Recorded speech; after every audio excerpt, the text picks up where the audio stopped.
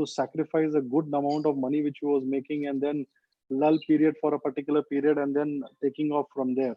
So Anil Bhai, you are welcome, and really happy to have you today in this program. And Amish Bhai, you have been a great speaker always, and wherever you have come and delivered lectures, I think a lot of chartered accountants have got motivated. So you are also welcome. Anish bhai, back to you. And I can only say one advantage for you today is actually you are having a two secretary with you, because he is a secretary to his wife also, and today is being his marriage day.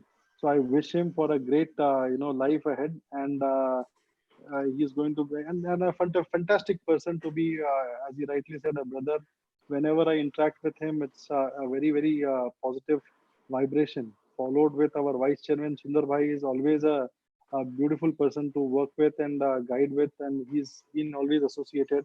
And more importantly, all the managing committee members of Dubai chapter, excellent thing. I think this signature program, as chairman has rightly said, ABCD is one of the most talked about, sought after program by this Digital Accounting and Assurance Board, and we are very happy to have this program virtually. This itself is a great achievement for all of us. One side, the president is digitally moving around, and the second side, I think Anish Bhai is moving around digitally across. And today's session, which is on cyber security and data analytics, what I can say, actually, it's we have been talking all throughout about technology adoption. We need to change, we need to do this, we need to do that. But the fact goes very simple is, when you talk about technology actually comes with a lot of other issues. The foremost issue is the cyber security.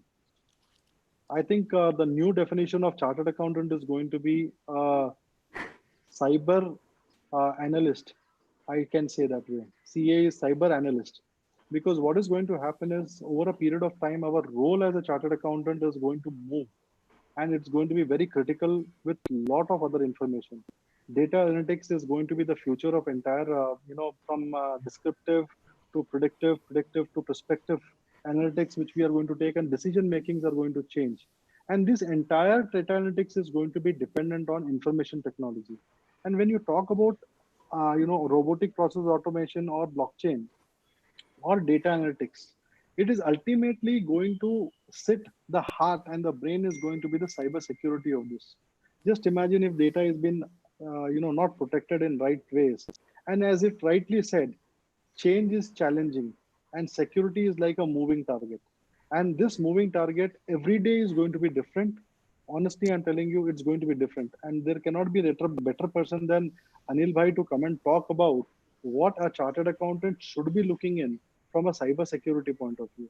When you have a moving target, when you have new app, new technology, new versions of things coming in, what it is going to be and how it is going to be, I think one thing which we need to understand and be uh, uh, you know concerned about is, any thief is going to be ahead of technology, because he's always going to predict many things than what we can think. So the moment anything is going to be introduced, it is going to be with new intrusions which are going to happen, and new ways of making frauds will happen. Whether it is banking transaction, whether it is your SAP, Oracle, ERP, anything you talk about, it's going to be on data and network. And today, when you talk about network, IoTs, or anything, you talk about any app, it is ultimately going to land in the cybersecurity zone. And in cybersecurity zone, if we are not going to think about how can we do a protection, we cannot be what do you say is careless with regards to this kind of things. I think we need to be proactive in more than one ways. We need to predict a lot of things and be ready for a lot of services. And today, as a CFO or a chartered accountant in practice, it is going to be one of the most crucial thing, because it is ultimately going to impact the going concern of the business. And we cannot sit idle. It's going to be a huge challenge. And as I said, change is challenging, and security is like a moving target, and it is going to be moving target every day. So with us today, we have Anil Bhandari to talk about cybersecurity, and We have Amish to talk about the data analytics, which is going to be one of the most important things. And it is very rightly coined by Anish Bhai and his team. We very, very thoughtful of Anish Bhai, that, what is relevant for my areas of practice or my area in like Dubai, that is only being discussed here. So I wish you all a great learning experience. And today, honestly, I'll tell you, to listen to Anil Bhai, I'm going to watch the entire session of Anil Bhai. That is the kind of love I have for him.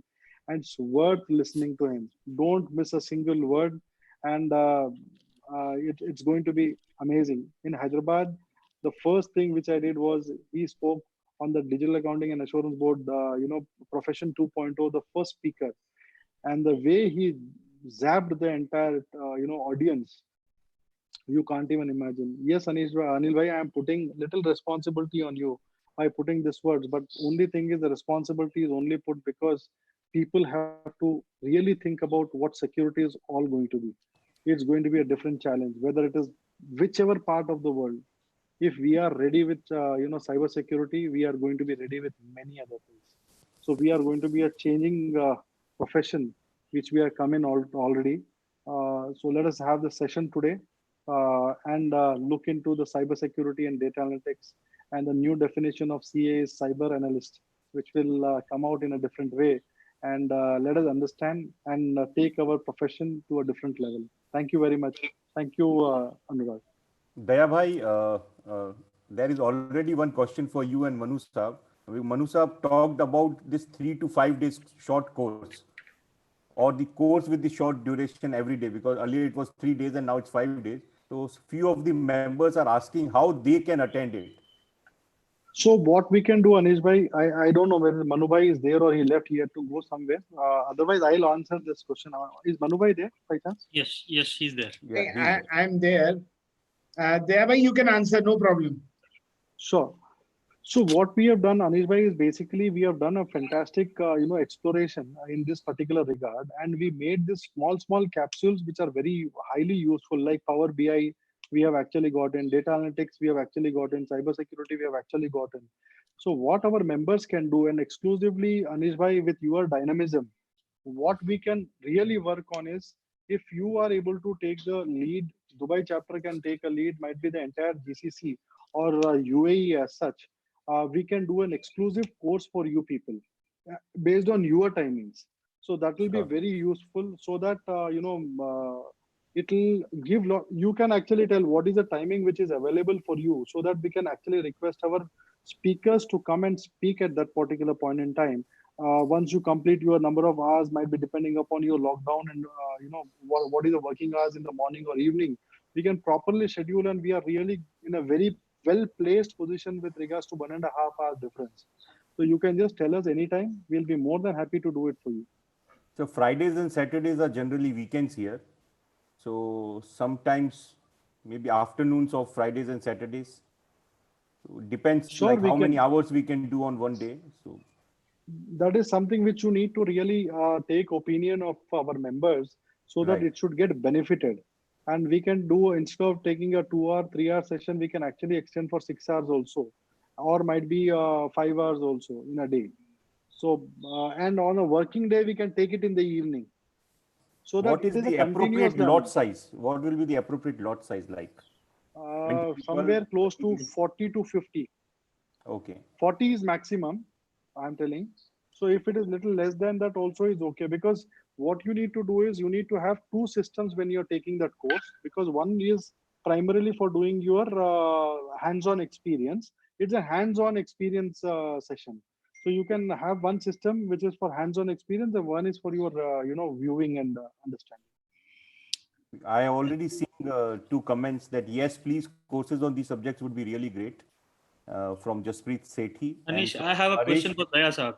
Before we go to Anurag, I have a small question. Sir, how do you choose your speakers? I mean, last speakers were good. Again, today you have a good line of speakers. How do you choose? How do you get to contact them? We try to find speakers. How do you do that? Hunger, that's the only thing. The Hunger. more So and more you it's want power hunger, of that's the dab, I only thing. believe. Power of dab. And I Okay, think I will. we need to understand only one thing is basically who understand finance and accounts and a person who understand technology. I can challenge one thing. You cannot get second Anil Bhai in the profession. Oh. That's the only thing which I can tell you. With this, I I'll think, go sir, back to Anurag. I think these courses will be really helpful and It's particularly topic wise, because I can see Haresh Rakholia is saying, Anish Bhai, how about online courses on cyber security and data analytics? Raj Gopal Pai is saying, yes, I am in for as a student. Many other one thing, responses, Anish Manish Bhai. Mirtia, Yeah, Anil, Vijay Soni, everyone is Anish saying Bhai. that, yeah. Anish Bhai, I can tell you one thing. Our speakers are hand-picked speakers. I'll say that way. They are one of the best. You will listen to Amish Bhai, who is actually a person who speaks on entire data analytics course single-handedly. He takes care of the entire data analytics course. We have Mehta Saab, who's again an amazing faculty. I can assure you on behalf of DAB and ICI that none of your people are going to go unsatisfied. We are world class, and I can honestly tell you is after listening to them, you yourself will feel there is no single course available in the world. It's Wow. so well Uh, uh, designed uh, and articulated. I think we really need to start it fast We'll do that. Yeah. to be in the Sure. to be winners in the race. Yes, Thank sir. you. Thank you, Devaneva Sharma ji, for such a insightful, speech on the technology. And we are really glad to hear such a perspective that, we are going world class, and you and Manu Saab is working so hard on these special aspects for our members' benefit. We really thank you from bottom of our heart. Now, without further ado for the session, I would like to ask our executive committee member, Shri Sheetal Shoni, to introduce our first speaker of the day, C. Anil Bhandari. Sheetal, over to you. Thank you, Anurag. Lot of what you call introduction has already been done by Dayanyas ji for Anil. But let me tell you one thing before I introduce Anil. I am one of those chartered accountants who are more traditional chartered accountants and trying to catch up with the technology. And I always envy and always lagging behind as far as the catching up part is concerned. So I always envy people who have led in front, as far as this, the change of things are happening in across the world, and which has accelerated post COVID. So with that, I will introduce Anil Bhandari. Anil Bhandari is a Central Council member, technologist, futurist, and a dreamer. Anil is also now an early stage investor in high growth technologies. As an investor and mentor, he works in tandem with an array of early stage technology companies which focus on mitigating new generation risks.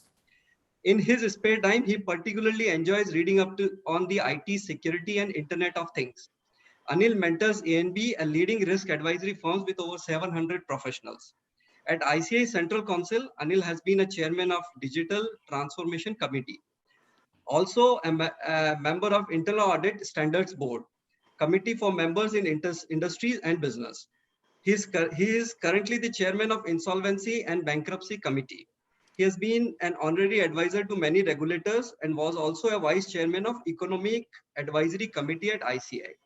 And he's gonna be speaking about today, comprehending cyber security risk and digital era. So with that, please join me in welcoming CA Anil Bhandari. Thank you. And Anil, before you start, we have yes, a tradition. What we do is we said it's a day one, day two. So what I have G. done is for day one, since the first session was RPA, I have designed one question based on speaker profile. I mean, based on what speaker said that day.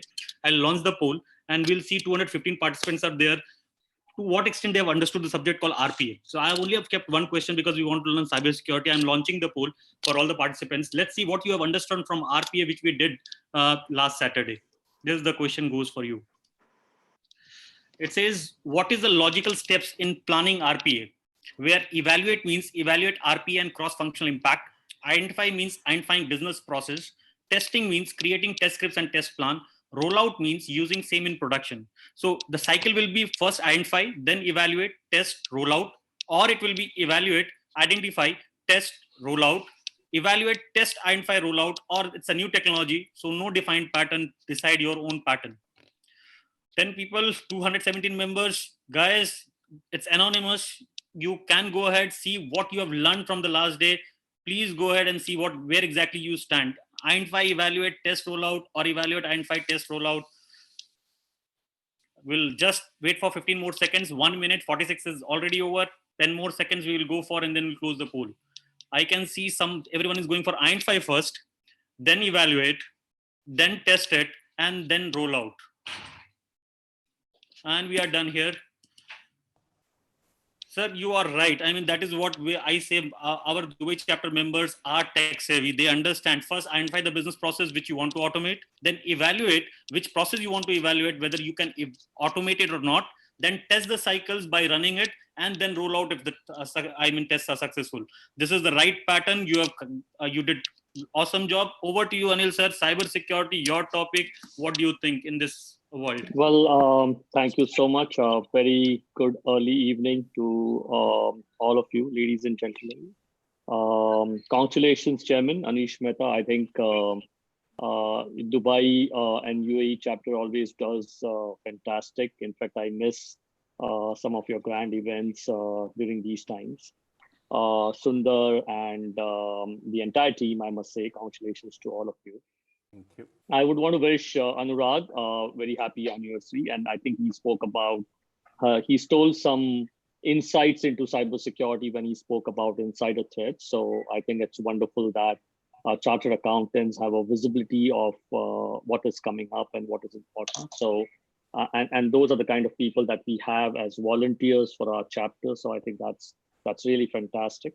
And my co-speaker, Amish, so welcome. And I'm sure hopefully we'll make this an interesting session for all our members in Dubai. Sure. Daya has spoken a lot about, how happy he was to hear me in some sessions. I've had the opportunity to speak in Dubai as keynote speaker in Gartner, ISACA, e-cybersecurity program, IDC, etc. I think this is one of my first times that I'm speaking at the Dubai chapter. So thank you so much, Anish, for inviting me. It's a pleasure to be amongst the learned class. It's our pleasure. Daya has been very kind to me, and he spoke about a couple of very good things, but please don't be taken over or bowled over. This is exactly what we do in the council. We actually pat each other on their backs. This is not because we want to create a layer of truth which is not there amongst us, but this is simply because we want to make sure that we keep each other motivated. I think that's the only motivation that one has when he or she works the council, is to keep learning from each other and keep motivating each other to make sure that we add value to our members. Having said this, lots has been spoken about cybersecurity. I must tell you that I've had the pleasure of inventing and mentoring some cybersecurity products, which I would say literally protects the entire UAE. The product runs one of your largest airports, the Dubai airport, some of the largest banks there. We work for the defense and the Army, Navy, the Secret Service. We work for ministries and so on and so forth. So we've had the pleasure of having more than 200 odd customers in the region. And we really enjoy working with them on the cybersecurity and making sure that the region is protected from all the threats that it has. And all of you are aware that the region does carry significant amount of threats, especially because of the geographical location that it happens to be in. Now, the topic given to me is comprehending cyber risk in this digital era. I would like to keep my discussion, as I may call it, happy to take questions based on how time permits us. But I would like to keep my discussion very light on pure technology, because we are chartered accountants and we are all commercial people who have great skills in understanding technology and cyber risk. I will only talk about the change in the models of the business and what is evolving, and where do we see cyber risk emerging. And then I'll talk about a couple of aspects about cybersecurity risk, especially around the remote accesses that we have and what's likely to change there and what's likely to come up there. And maybe try and end the session by trying to give you an overview of what really matters in cybersecurity. And I will try and keep it as close as possible to all the understanding of the chartered accountants. And Please do forgive me if the expectation was a little more technical. I would love to have another opportunity to go and deep dive into technicalities. I love to be very, very technical. I've fortunate for me to learn cybersecurity and technology by reading manuals way back 20 years back. So I enjoy debating cryptography with engineers. And I sometimes, in fact, I'm happy to share this experience. I was in Dubai some 4 or 5 years back. And in one of the Gartner conferences, I was listening to a keynote speech by Steve Wozniak. Steve Wozniak was one of the founders, the real founders of Apple, a technology guy. And he spoke about the fact that, how do you even know that we are sitting in a real human world? Because all the technologies which are coming up actually go to prove to say that we may already be humanoids. So, for example, if there's virtual reality, the virtual reality is actually embedded in our eyes, and we are able to see the world, the limited vision that we have, and we are able to see the world within the virtual reality realm. We talk about self-healing. That is, for example, if we have a cut, we are automatically self-healed, and all of that. And he went on for almost 1 hour talking about how we are sure that we are not any different from the humanoids that we think are likely to come in the next 50 years. So he said, as a matter of fact, technology that you think is 50 years ahead is already here. It's just that we are not aware about it. So I think it was very well said. I heard him and I was so excited, and I came back to India, and I had a students conference to attend in Rajkot with 1,500 students. And I went up to the stage and said that I think all of us should have been engineers. And I think I got a snub from the chairman saying that, we are sitting in a chartered accountancy conference. So this is the interest sometimes which brings you deep into technology. I keep telling people that technology is no longer important.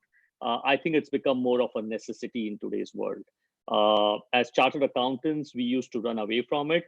And I think we will have to run forward towards it now. We don't have a choice, unfortunately, because the world is evolving around it and business processes are evolving around it.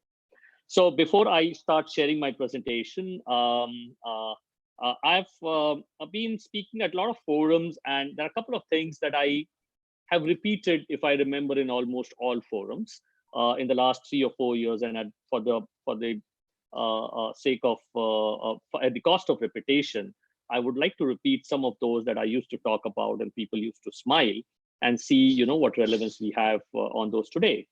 I used to go on the stage and say, hey, you know what? You would not see cities in the future, and people would generally, pick up their eyes and look at me as to, what is he talking about? I said, you would probably not see cities in the future because you'll see a 500 or 1,000-story building with entertainment centers, colleges, schools, all of that embedded in there. And you'll probably not have New York or Mumbai cities, or maybe even Dubai and so on and so forth, because you'll have these 1,000-floor buildings climate controlled, and it's so much possible in today's world. I used to say you will not see banks tomorrow, because earlier I used to believe that there would be crowdfunding, and then I believed that there was digital, but now I believe that there would be API banking, which would actually take away the entire concept of a bank, and they would become infrastructure companies. I also used to say that you would probably not see restaurants tomorrow, because I had the opportunity to see a restaurant served in London by just one girl, and it was a 100-seater restaurant, and it was a McDonald's restaurant, nothing new, and burgers being delivered by robotics. And I used to always say that you'll probably not see airlines tomorrow, and maybe power manufacturing companies, and so on and so forth. If I were to just take a minute of all that I spoke about and in the last 2 or 3 years, and kind of turn this around and see what's happened in the last 3 months, I think suddenly reality would seem to have struck our minds. We actually don't see cities today. The world has become one. There are no boundaries, and we are all stuck at home, and we still seem to operate from wherever we are. So how does it matter whether you're in Dubai or in Mumbai or in Delhi or New York or anywhere? I haven't seen a bank in the last 20 years, and I'm sure in the last 4 or 5 months, even those 5% of the people who used to go to banks probably would not have seen banks in the last 3 or 4 months. And I think everything seems to have run perfectly well. Payments and transactions and all of them all across the world seems to have worked very, very well, including the employees working from home. The interesting part is that we love to eat our foods in restaurants. We've not seen restaurants.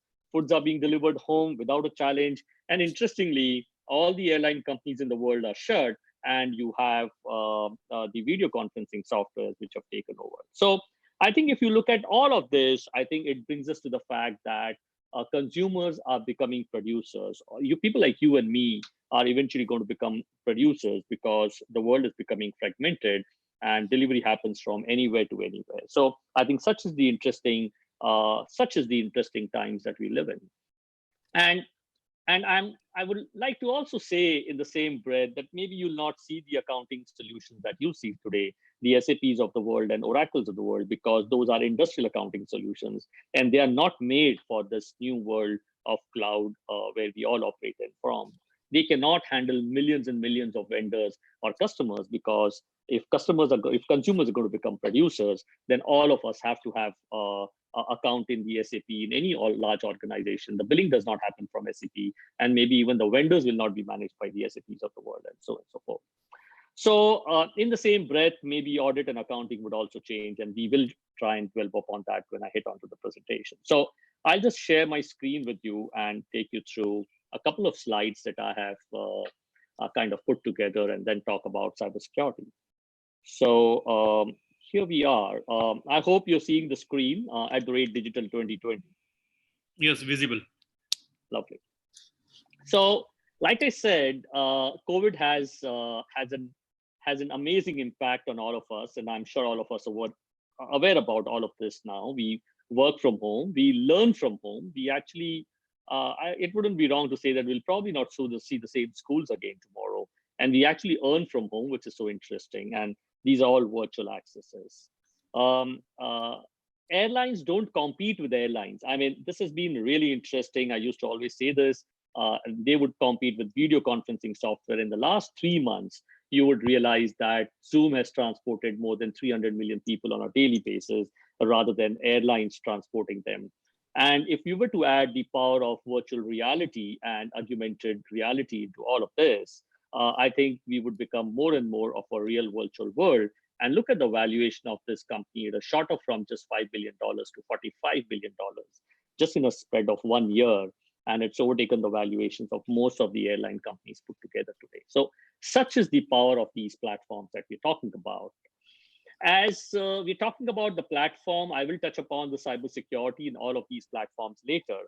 But first, I would like to talk to you about the changing business models and what are the digital investments that the world is making in different industries that we have, because it's very important for us that we understand the models in order to comprehend the cybersecurity risk which will emanate. If you are not aware about the model, you will not be able to even visualize where is the cybersecurity risk coming in from.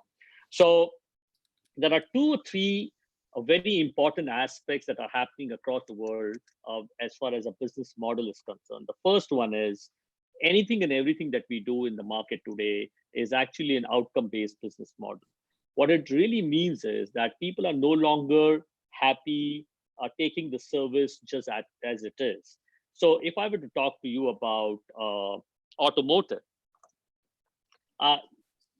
gone are the times when you would want to buy your cars just because they look good or because you can run them faster. It is time for us to buy cars because the cars are highly predictable. The cars drive you to your destination. They help you to reduce your energy bills, and they help you to interact with the car or with each other. So it's becoming more and more outcome in terms of my experience. If you look at banking, it's no longer going to a bank just to deposit money and take out money. It is to do with what is it that the bank can offer me in terms of my wealth creation, enhancement, anywhere that my services are to be offered by integrating with APIs and fintech companies. If you were to look at connected homes, it initially started with a great feel where I could probably start my air conditioning sitting at home and then maybe drive myself back home and everything is cool for me, to how do I manage my budgets? How do I really reduce my energy costs? So there is some little element of an outcome in all of the business models that it is emerging today. Similarly, if you look at education, education today is nothing to do with, it's actually everything to do with individualized education. So you would actually be able to reach out to every student, understand what he or she is lacking in, and then deliver a very specialized education model to that student, him or her. If you look at healthcare, because I understand that there's a data exchange rule which has come out in the UAE, maybe in Abu Dhabi and Dubai both, especially to do with healthcare. Can you imagine when these machines start to talk to each other and start sending your data over to maybe the dispensaries or maybe to pharmacies and maybe to the next doctor you go to, the outcome and the experience and your ability to solve a problem is going to be much, much faster, better, and experience is going to change. And so is the thing with retail and so on and so forth. So one of them is the outcome-based model. The second one is hyper-personalization. Now, as you look at the world more and more businesses are working towards making their experience hyper-personalized with you. For example, a Nike, for example, is going all out of way to create customized shoes for the same amount of money that you pay for a regular Nike shoes. Drink companies are wanting to make customized drinks for you. Music companies are willing to make customized music tailored in real time to your mood and location. So these are just some examples of hyper-personalization business models coming in.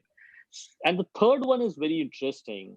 The model is access rather than ownership. And I'm sure all of us here have experienced this, where the Ubers of the world and the Airbnbs of the world has shown us that the world no longer wants to own and retain assets. They want to enjoy assets. So if you talk about accommodation, automotive, construction, luxury apparels abroad, for example, you could just go and wear a nice suit for $100 for a day and then give it back after a week or something, and it perfectly works. Why do you want to even own something which you only wear maybe 3 times in a year or maybe 2 times in a year? If you were to extend this to something like machinery in the US, Cohilo, for example, is able to exchange equipments with a lot of US hospitals. So every hospital has the ability to acquire it and service you. So these are 3 important things which are happening from a business perspective.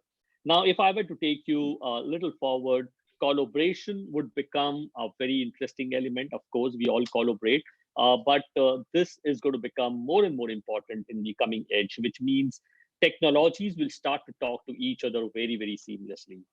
This is going to have its own impact. And the first impact would be employment, because the skills that you have today do not marry with the skills of tomorrow. And it seems that job losses could be anywhere from 2 million to 2 billion, especially because there's a skill gap in the market, and not because machines are taking over, but there's a skill gap in the market. Sustainability would be a challenge, but the most important challenge would be, and what we're talking about today, is the trust. Can you imagine today that you don't have newspapers coming in, but 80% of the news which happen on the Facebooks or the Twitters or the WhatsApps are actually fake news or generated news or created news for you? So all of these become a challenge in today's world. These are a couple of technologies which are likely to emerge and likely to be very, very important. Of course, artificial intelligence, and I'm sure you would have heard about it, noticed it in Dubai, and I'm sure in your own organizations, you would be investing in some way or the other. Autonomous and big data analysis, and especially in cloud, because the importance of this doing it in cloud is that you have the ability of having a huge amount of data, which means the ability of an algorithm to come right to your doorstep and say exactly this is the prediction or not becomes far, far superior than the small churn of data that you have. 3D printing, Internet of Things, robots and drones, and social media platforms. Let me just talk to you a couple of minutes about a couple of industries like aviation, travel, and tourism. What's likely to happen in digital investments in each of these industries? The first one, which is likely to happen in the aviation and the travel and tourism, is they will provide you more with living travel experience. They will embed it along with your habits and preferences. So whatever your habits or preferences or whatever you like, these companies would try and do an end-to-end and try and embed it within your local preferences, how you like it. And they will blend your travel with your routine, for example. They would like to enable travel ecosystems with you because they would have more connections, and assets and information sharing would become increasingly important in a B2B perspective. Of course, the digital enterprise and the safety and security would become very, very important. So identity management transactions to digital collaborative efforts to boost cybersecurity would become very important, especially as you move out in the near future. So if you look at this, these are the impactful charts, and I will not talk about it too much, but I would only want to draw your attention to end-to-end, towards the end of this presentation, end-to-end propositions are starting to overhaul traditional methods of booking a journey separately. For example, it will be a fully integrated one with airlines companies coming into picture, with maybe the train companies coming into picture, with maybe the hotels coming into picture, all of them getting together and creating a seamless experience for you, which means your identity would travel not just to an airline company that you're booking a ticket, but all the way to the last mile, where you also have maybe a personal guide which is wanting to take you to a particular location in a particular country. If you look at mining and metals, this is going to be very interesting because mining and metals, you really go deep into the mines. And with technology, you are able to have automation and robotics, which means maybe a robots would go much deeper, but you would have tools and technologies to connect with people up there, including you would carry a digitally enabled workforce when you actually go down into the mines, which will help you to be connected at any point in time to your remote operations center.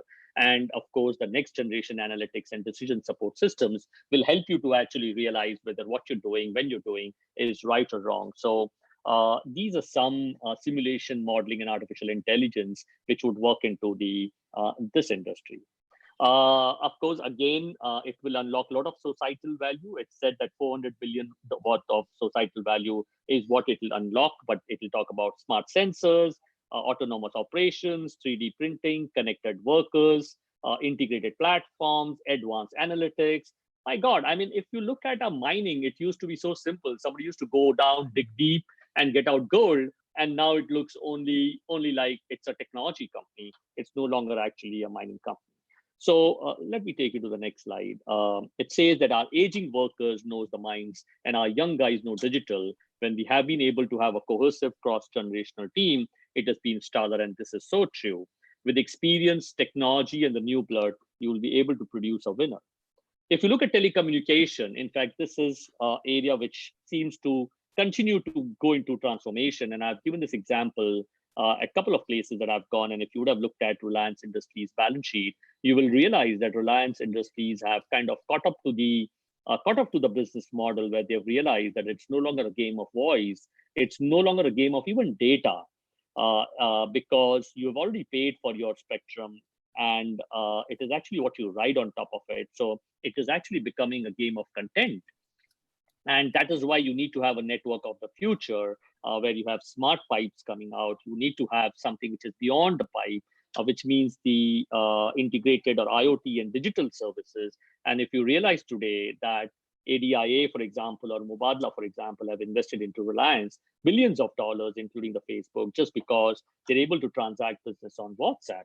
And you would then redefine the customer engagement. So can you imagine? It's actually become an infrastructure company running content and now delivering services on top of this. Not getting too much into this again, let me talk about automotive. Automotive is, of course, connected travelers, autonomous driving, a digital enterprise. But this is where it becomes very, very interesting. So if you look at public transport, and this is going to completely change from, you looked at usage-based insurance, and I'll talk to you about that, but assisted driving and multimodal integration. Now, this is something very interesting. Multimodal integration is, how do I give you a ticket which will help you to take a metro, and then would help you to take a car for the next maybe 1 or 2 kilometers, and then maybe for the next 20 yards or whatever, you take a cycle, and then maybe what you can do is walk, or maybe take a ferry or whatever. So this will again become a very integrated experience for you. It's not going to be, hey, I have a ticket for a metro, and then I have to hop on and change over to something. It's going to become more and more integrated.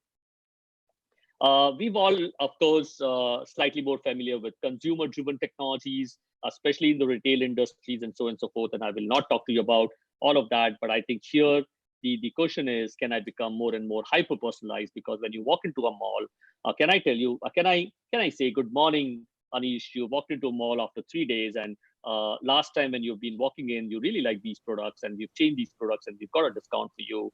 And I do a personalized marketing with a hyper personalized choice of the product that you would want to buy. You would probably get attracted or drawn, or you would probably move in that direction. So I think consumer data flow and value capture comes from the fact that the data is now getting captured at the source. So of course you have the e-commerce and the products to a services experience. This is going to be more than a $10 trillion unlocking of the societal value. Electricity is going to be interesting with asset life cycle being connected, because all your machines are likely to be connected. Field workers are likely to be connected. Your charging is going to be smart metering based charges or net metering based charges, because you might end up producing electricity tomorrow. Grid optimization, integrated customer services, and beyond the electron. And the good part about here will be the real-time supply and demand platforms and asset management. So can you imagine in a country like India, power distribution used to take away, distribution losses used to account for 20% initially, and then 14, and then maybe even today at 11 or 7% or whatever. So all of those are likely to go away. Lastly, I think let's just talk about healthcare, the smart care, care anywhere, empowered care. You know what I'm trying to say here, that when you get in, machines talking to each other because of the 5G, your ability to identify because of the AI what's wrong with you a little faster, because if you click an MRI, and if there are millions of MRI records in a database, they will be able to tell you predictively at a very good probability what is right or wrong. And then of course the logistics. One very interesting things in the logistics which is emerging, of course, because of the information services and the delivery capabilities getting together, it's crowdsourcing. For example, if I want to pass on a parcel from location A to B, can I take help of, say, for example, Anurag, who stays in maybe, I'm not sure if he does, but maybe a business bay, and then store the small packet at his home in the night and get it delivered in the morning. So all of that put together is going to become one of the biggest possible hubs and the Uberization of the logistics that you're looking at. So I think media, I've already spoken to you about the fact that media has its pros and cons, but media is completely changed in the last several years. And today, for example, you only have the Netflix and the Hulus of the world are doing OTT service as we sit at home and all of that. And finally, to end this, you have the professional services also likely to go through a complete digital transformation and change. And it is said that the largest impact of technology, the least would be the big law, then the executive search, then the consulting, but the biggest impact would be on auditing and accounting because of the technology impact that you're seeing, where systems are likely to speak to each other, machine learning, deep learning, data science, smart robots, all of that is going to impact us on the auditing and accounting. It goes all the way here. So giving you a glimpse of technologies changing across industries. And this diagram, if you're able to see, it talks about every piece of industry getting into and investing in digital technologies, right in the front end of the business, right in the middleware of the business, and right where you talk about the customer services of the business. Any industry you pick up, and I think more or less, you would see the grids in dark blues, light blues, or grays, where they are looking at growth, or they are looking at efficiency, or they are simply wanting to enhance experience. And you look at media, you look at automotive, usage-based insurance. So I remember this example when I was in Hyderabad. I spoke about the usage-based insurance. For example, this will change the insurance industry completely, because today, when you buy a car, you pay for the insurance upfront, but tomorrow you only pay the insurance when somebody drives the car, which means you get a bill on a daily basis on your WhatsApp. And if your driver drives the car, you may get a $2, and you drive a car, it may be $1. Or if you take it to a location where there are more accidents, it could be probably $3. Now, these have got implications. And why I was trying to get you across more towards where the businesses are changing, because as chartered accountants, as CFOs, or as business leaders in an organization, while we may want to understand the technology and the nitty-gritties of cybersecurity, it is important for us to visualize where are the big changes likely to come. And of course, if those are the areas that the big changes are likely to come, then how are the cybersecurity implications, or what are the changes in the system controls and technologies that one would have to look at? So of course, there are implications all across. There are implications for the fact that there are implications for leaders. If you're a business leader, you would have a new model, you have to develop an ecosystem. There's going to be a cultural shift because you will have to train your teams. You would have to have the skills of the future. But if you look at this, data security and privacy becomes very, very, very important. So increased connectivity requires companies to invest funds, skills, and capabilities to protect their data, and this is becoming so important. Spending on cybersecurity is expected to increase from an average or less of 1% revenues to approximately 3% over the next decade. So this is what some of the leading research analysts and governments across the world are saying. It would also have a large impact on government, which again have to come out with new regulations. Data security and privacy would continue to become a very important element. As we capture data, and when you saw all the industries possible, you're actually connecting on a technology device on a minute-to-minute basis, a second-to-second basis. And of course, it captures your trend, it captures your profile, it captures the fact that what you do. And all of that would become very, very important. It would also have a community impact because of so much of digitalization. You would need to ensure that the large working force that you have, how do you reinvent them? So finally, the key takeaways that I would want to summarize is that the businesses are likely to become outcome-based models, access versus ownership, digitalization, and most important would be the data security and the privacy, which would emanate because all of this is likely to be completely integrated. Because you are likely to see and visualize an interconnected world, I'm not sure if you would have seen this, but the average cost of all technologies are actually coming down. And that is why the digital revolution, and it's playing a major role in accelerating innovation. So which means if you look at the mainframes, the client server, the e-commerce, the cost went up, the cloud, all of this, the analytics, the IoTs, all of that started to shift and bring down the cost, whereas the artificial intelligence cost, of course, goes up, and it might just go up for some time. But otherwise, the cost of the technologies are coming down because they're becoming more and more productized, and there's more and more usage happening. And that is, of course, a pro and a con, because now you would have to manage trust in critical distributed IT environment, and trust is going to become so important. So now I would try and take you, I think we started 15 minutes late. I have 15-20 minutes, but guys, please do help me to keep a time check. I will talk to you about a couple of things that we do on our daily basis with a high-level view of what cybersecurity is around those access channels that we have. Where do we work today? We're all working from home.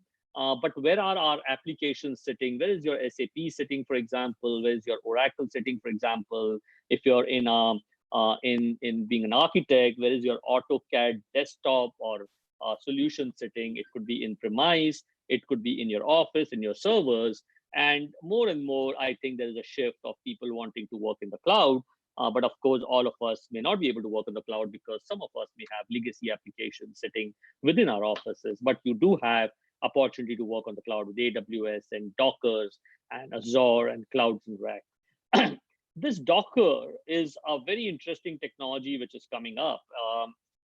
Just to give you a high-level idea about it, for example, if you're watching a Netflix, and if you're watching a Netflix and suddenly in Dubai at 2 o'clock, because maybe people are free, instead of maybe 10,000 people in the morning, 1 lakh people or 2 lakh people across at around 2 o'clock hit, or maybe 1 million people hit.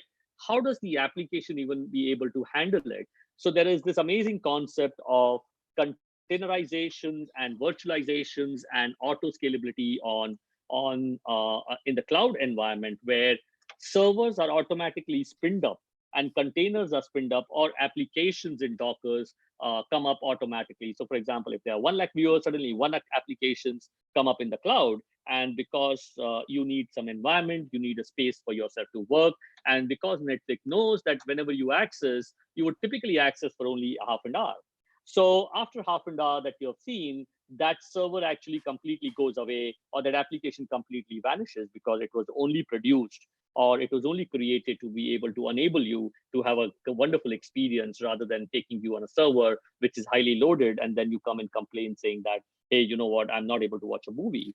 So the OTT platforms are a great example of the fact that the Dockers and the Kubernetes and Dockers into the cloud are becoming so interesting. Otherwise, how do you even serve people of more than 1 billion people or 2 billion people across the world? And similarly, all the technologies that you used to do, for example, Windows of the world and all of that, are getting into Google Sheets of the world. And how would a Google ensure that at any point in time, it has the right amount of speed, the right amount of security when, say, for example, 10 lakh people access a Google Sheet or a document or a presentation on Google or a Gmail or whatever, and suddenly the response also comes down early in the morning when people are not accessing or whatever it is. So all of this is happening in the cloud, and there are different ways that you access all of this. There are different ways that you look at security for all of this. So today, if you look at a conventional methodology of security, you would actually want to protect each of these elements in the way they are. I'm sure when you go back to your office and you look at your CIOs or CTOs, you would realize that there is a very conventional way that somebody tries to protect every piece of technology, either in the cloud. So you would have multiple tools and technologies to help you to protect all of these elements. And suddenly you will realize that you have more security tools than more business tools or applications that you have. And then on these tools, you of course have the multi-factor authentication, Active Directory, DLP to ensure that your data losses, you are not able to take away the data from your desktops, laptops, or servers. And you would have a different DLP for cloud because data resides now in the cloud. So how do you protect it? And a different multi-factor authentication there, and so on and so forth. And you don't even have an endpoint in the cloud. So how do you protect an endpoint in the cloud when you're accessing cloud applications? Two things very clearly come out of all of this. One is the identity and one is the device. If you look at it holistically, I think there are two elements which are very, very important for one to understand when it comes to cybersecurity. And if you look at it currently, I'm sure you would be accessing from home, you would be completely aware of the concepts of VPN, or you would be given tokens to work from home, making sure that your laptop is tied, and then you're able to get into your applications. And sometimes you do a VPN and then you get in, and so on and so forth. Uh, the experience of all of this is not really so good. So I'm not sure about your experience, but sometimes security is becoming a more of a roadblock than an enabler for a business process. So experience is becoming a problem, whereas I said in the starting that it is becoming more and more outcome-based model. So what I'm foreseeing is that you would have some layers which will come up all of these technologies that you should be able to access it from anywhere to anywhere, and still probably give you the ability to have a complete security in terms of your data channels, whether the encryptions happen, whether you use one multi-factor authentication, and whether you have one visualization dashboard within an organization. In spite of the fact that you may have, especially if you are working in a bank, you may have more than 10,000, 20,000 devices, 1,000 applications, or even if you're working in a small company, you may end up having 2,000 desktops and so on and so forth. So if you look at the outcome-based model today, a Netflix again is a great example. If you access Netflix, your access continues to be from any device, anywhere that you go, and they promptly tell you that, hey, you logged on from a different device, hey, you're in a different part of the world, your access controls are different, you paid for different services, something is available to you, something is not available to you, and they're able to control all of that beautifully. So eventually what, like I said, we're looking at a virtual layer where identity, and especially the important identities like the likes of the root accounts and the super user accounts, which are so important because they are one of the most important parts of the cyber kill chain, would all have to be taken away, and they would have to be looked at from a completely different perspective. And on top of this, if you can imagine, you would have digital identities of the bots that you implemented within your organization, or you would have APIs that you which talk to each other, and every API has an identity, has an authentication. So can you imagine you are sitting in a 7 billion people world, but you would have more than 50 to 100 billion identities and authorization mechanisms happening across the world at any point in time. So such is the Such is the importance when you look at an identity, and especially during the times of privacy, and identity theft would become a key element of your cybersecurity protection, whether you are looking at it individually or whether you're looking at it from an organization. So the multi-factor authentication would become more and more adaptive. What I mean by adaptive is it doesn't matter if I know your password. So probably, for example, if Anish shares his password with me, it doesn't matter because I will not be able to use that password and enter into your application because your application understands the behavior that I have, the way that I type my keys, the way that I take time to type a capital A, or the way that I behave, or the way that I press the elements, or when I access at what time. So all of this is getting into a predictive zone. And because it's getting into a predictive and AI/ML zone, it will become adaptive. So security, for example, especially around the authentication, would start becoming adaptive. And you may want to continue to focus or look around this. A very important model, which in fact in the ICAI we are exploring when we are doing our digital marking, is doing the facial recognition and understanding whether the person who is doing the assessment is the right person. So this is called the zero trust model, or the Carta model of Gartner. What it says is that I only believe in God, I don't believe in anybody else. So every time that you log on, every time that you do some work, I will do a continuous assessment of who you are, where you are, what you're doing. And at any point in time, if I find a risk, I will pop up some extra requirement for you to authenticate, or for you to say that you are who you are. And this would happen both in premise and in cloud. Monitoring is becoming more and more critical and important, especially around the individual sessions that you do, because when you're working from home now, suddenly all that you do from home becomes very, very critical. And eventually, vaults for credentials, and especially because you have biometrics and you would have passwords, vaults are becoming very interesting and important because that they enable you to be able to manage your credentials and authentications very well. And of course, you need to have a threat monitor, which will tell you when, where, and how somebody is accessed. So I'm just trying to impress upon some of the elements in cybersecurity framework, which are becoming important, or you would have probably already seen this in your offices implemented. That brings me to the last 10 minutes of my discussion with you. And here now I'm trying to tackle more from a endpoint cybersecurity perspective. Again, I'm trying to focus on the fact that your endpoints have moved out of the in-premises and they are sitting anywhere in the cloud. So if you look at your desktops today, you would probably have some security sitting on your desktop because your administrators would have hardened it. You would again have some controls where you can't access your admin privileges. You would have some antivirus controls because it ensures that your desktop is free of malware and nobody's able to attack your desktop. And then if you go up a layer, you would have controls on applications, which means, are you allowed to access SAPs, or are you allowed to access maybe a URL sitting at an office, or are you able to access maybe an HR application, whatever. And if the top layer that you see, they would be all to do with authentication layers, which means, what do I ask you to prove who you are, when you are, and what you want to access? There's a very interesting element which is lost out in today's security, which I'll talk to you in a minute again. So if you look at the conventional security today that you try to do, you would probably see that all the security is device centric. It is tied around with the device. It is tied around with the fact where you're coming from, which machine you're accessing. There are agents sitting on your machine and trying to control all of that. So business rules, bots and malwares, you're trying to protect because you're trying to protect a device. But if you look at this layer, what you're probably left out is the user context and the data context. So what I'm trying to impress upon you is that the way that the cybersecurity is monitored today, it's like trying to find out in a ocean haystack, or in so many thousand computers, who's this one guy who is the bad apple and who could be the cyber attacker. And that one guy is very important because he drives the cyber kill or the chain there. So what I'm trying to bring to the focus is, because now you have a lot of data, because you have users, your security in the world would start shifting from device-centric security.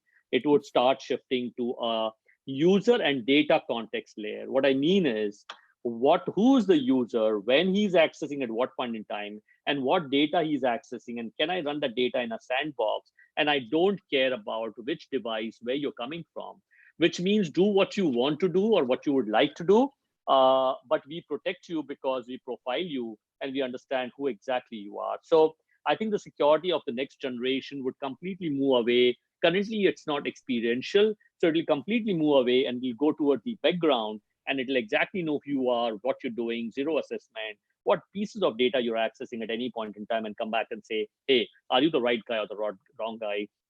And that's how you focus. So remote access, device agnostic, and applications, time, flexibility, when you want to access, when, will become more and more granular as we go forward. So I think you would see an advent of user behavior tools coming up. This would become the third layer of defense.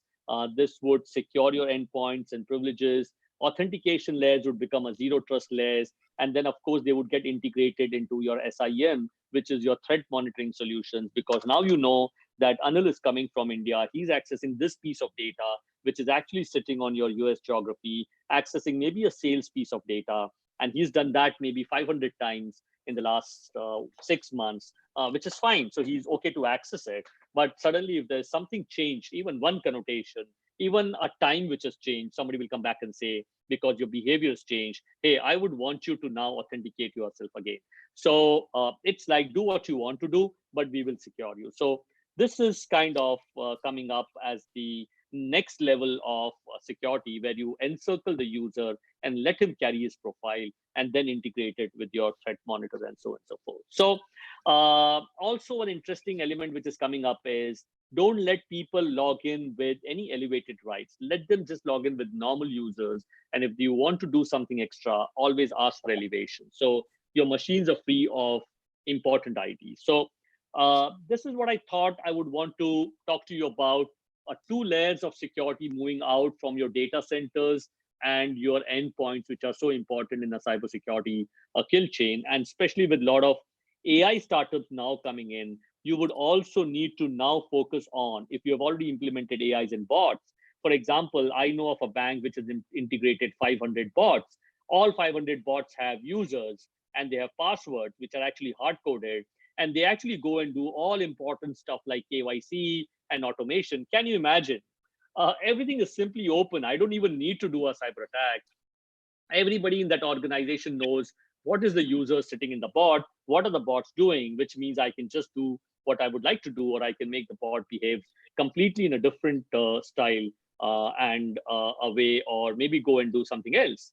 So now, I'm just trying to show you the screen, because what I'm trying to say is cybersecurity will move from human identities to actually machine identities, because machines are becoming so integrated and wanting to do the work, automated work. Like Manuji said, anything which is repetitive would happen by machines. And if they were to happen by machines, they need automation, they need authentication, and there would be a profile of the user whom they would connect, what they would do. So which means that you would have to go back to basics and make sure that your data classifications are perfectly right. So all of these solutions, while they have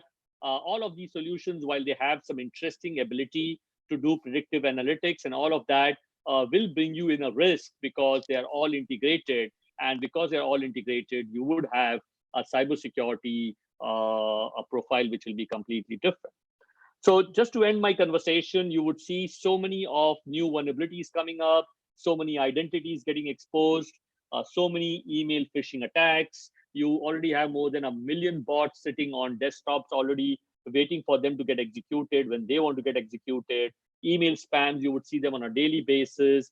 Mobile vulnerabilities, you will see on a daily basis. Why are you seeing all of this? Because your business model has shifted from point of sale to mobile, and now they are already digital, which means your risk has moved from point of sale to a mobile, and now to a digital. And your threats have also changed, because now you have more targeted intrusion, especially if you're in the Middle East. People are wanting to focus on targeted intrusion rather than simple hacking attacks. You want to harvest customer information, because that is going to become the next oil. And you have a large element of insider threat, because when all of these technologies come in, you are really lax, because you want the operations to happen faster. And of course, there are so many new tools coming in: malware, social engineering. deployment techniques and botnets, and you have the organized crimes. You have now organized crimes and hackers and nation states which are looking at your cybersecurity or trying to be cyber attackers. So I think in the next maybe 10 years, you would see more and more targeted attacks, which I'm sure you would already be seeing in that region. But every region in the world would be facing more and more of these, and they would be more of coordinated attacks. So you're not likely to see a simple hacker sitting and doing something. You're actually likely to see organized people taking away. I can probably end this by saying that you will actually not see a cyber crime in the future. You will not see, because you will not be able to realize that you've already lost $2 billion. You'll probably realize this maybe 10 days later that your treasury has lost $2 billion. So finally, I think targeted attack and all of that goes to data. And I think information becomes a key. So all colleagues that we have today, CFOs or governance, risk and compliance, or auditors or systems auditors that we have today, I think you would need to focus on data elements in every company that you work for, redesign your policies and procedures to figure out what is important and what is not, because you would want to spend and focus on important items rather than focusing on anything and everything and all machines put together. So I think I would just want to end this by my famous slide where I say, I think all of us need to go back to school because I think all across the world, everything seems to change and become interconnected, and cybersecurity for all of us would become again, not important, but a necessity. So thank you so much. I hope I have tried to manage and set this back in time. But I think I'm not sure if I was able to kind of, give you a real perspective of where we are, what we should look at. Happy to take questions at the time. Thank you for this great opportunity. Thank you, Anil. Can you pull off your slides so that we can see all the, that's fine. I mean, it was really amazing. And I mean, I had in mind that I will frame a quiz, small question on your presentation, but I was so mesmerized, I could not do it, but I could take up one question, which I can do it at the end. So now what I will do is, the session which we attended, I have tried to draft one question from the presentation, putting it on the screen. Let's see whether we were attentive, whether we were following what exactly he was saying. Let's see this. Okay, yeah, I'm launching the board. There are few questions as well from the members. We will do that, sir. Yeah. Let's see whether they have heard us, and then we will hear them back. Yeah. Okay. This is the question. Which model talks about continuous monitoring of assessment with belief in God and rest all need security and should continuously be monitored and or accessed independently? Kata model, multi-factor authentication, MFA model, break-even model, admin control model. 20 members, 220 participants is 10% here. We can do more than that. 38 saying Kata model, multi-factor says 9. We still have 25 more seconds to go. Let's see how much attentive we are. I'm seeing 56 Kata model they are talking about. Anil sir, you will explain it. I mean, I have just drafted the question. Yes, so I think it's a wonderful question, and I think you've kind of captured this well. It is one of the key elements of cybersecurity. So I would want to leave this on your minds that this model is called the zero trust model now. Kata is a continuous assessment and reaction, which is a Gartner terminology, but zero trust is more easy to understand and remember, which says, I trust only in God, everybody else I assess. So you need to continuously. So it's like something to say, I've taken your password once, which means, okay, I know it's Anil Bhandari. No, it's no longer this way. What is it that I continue to work for the next 3 hours? Somebody will continue to assess me whether I am the right person and I'm accessing the right data. So that's what it really means. So, well, thank you. I think you have really pushed this for the understanding. Yeah. Thank you. Now, good time, Anish. We can go ahead with the questions of members. They have done good in terms of hearing it. I think let us take one by one. Let me read out one. Sure. Mr. Osama Ahmed says hyper personalization means companies are collecting and storing extensive consumer data, which can be misused in absence of adequate security. What do you have to say? Absolutely, absolutely. So my intent of showing you this presentation was what are the touch points which are likely to evolve, and I think you've captured this very right. Hyper personalization. So all of us in cybersecurity talk about protecting money, protecting assets, defacing, or doing somebody else's transaction on somebody else's behalf and all of that. But can you imagine the outcome is hyper personalization? So if you can imagine that if somebody were to get into and have a cyber a criminal get into the fact, and he would actually get into your minds now because he's able to hyper personalize based on the data that he understands, and he's able to lure you to something else that you don't want. So it could be sales, which is fine because you're ending up buying something, but it could be more horrible than that. So I think it goes back to the fact of GDPRs of the world coming in, where you need to protect every piece of information. So whichever company you are, make sure that what you trap of the consumer and customers is completely broken into pieces, and what you share with your other service providers is adequately controlled. Otherwise, you will end up having millions and billions of dollars of fine, and on the other side, opening up cyber doors for people to attack. Perfect. Anish, I'm going with one question. This is coming from one of the young chartered accountants, and I love them when they talk about technology and other stuff. The question is, what CA should do in making future, what CA can do in making their future in cybersecurity so that they can be market maker in future? I mean, now, as you said, accounting and auditing is dying, right? So what they should do in terms of cybersecurity? So the first thing is that they should forget that they are chartered accountants. This is with all due respects to the profession. Why I'm saying so this much is, of tough exams. yeah. So why I'm saying this is, say, and I married this to what I did several years back. I started my career with auditing and technology audits, and as I understood the subject a little better, I actually went deeper into technology and then went into cybersecurity. And it's a different world, and you need to be focused and consume both, and of course, being passionate. Why I said this is why you need to be forget that you're a chartered accountant, because chartered accountancy somewhere teaches us to be very conservative, and it puts us in the mindset of an auditor. Not that it should not, because that's the expectation of the course. That is where the course has come out from. But I think in the future, and the way that I see the world today, there would be class of people who would be auditors, which is great, because that's what their passion is and that's what they would like to do. And there would be another stream of chartered accountants who would and can become technology leaders, business leaders. And for all of those people, it is very important to reorient your minds. And when you reorient your minds, that's just the beginning, because now you're looking at a world in a different method. You're saying, I don't want to stop your transaction. I want to enable your transaction. Like, again, a very interesting example that I keep giving. Why do cars have brakes? Is that to stop the car? No.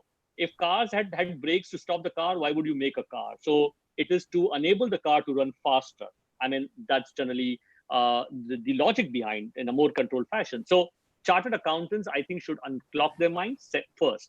Second is, I think anything that they want to do, they could actually become, the fact that we have learned chartered accountancy, we've understood financial management, legality of it, we've understood commerce, we're able to understand business models very well.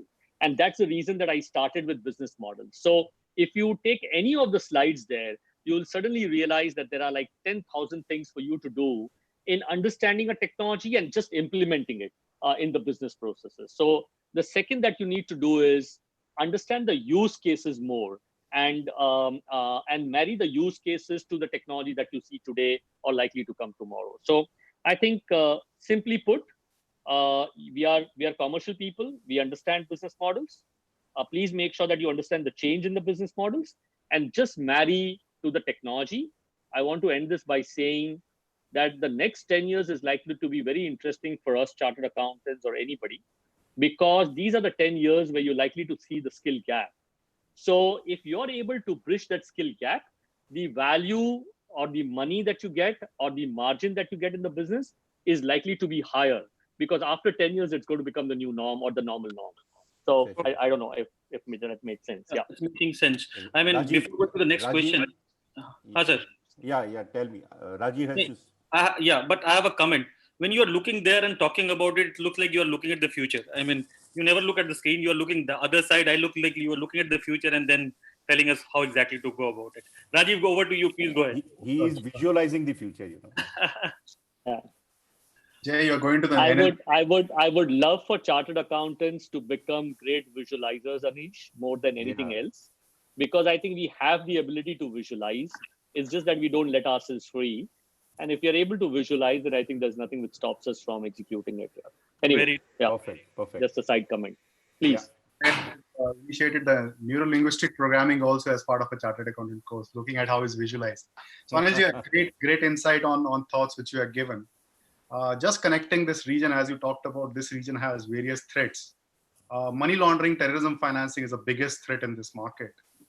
So when we go at a faster speed of the technology, somewhere these aspects on a controlling the money laundering part, making sure transactions are compliant from an audit angle perspective. So what do you see, how you marry these two aspects? One is the objective is to open up the market, and second is to control it such a way that you do a lot of checks and balances. I'm sure when we talk to Amish also, a lot of things on this will come. Would like to know your view on the regulation versus the speed of technology.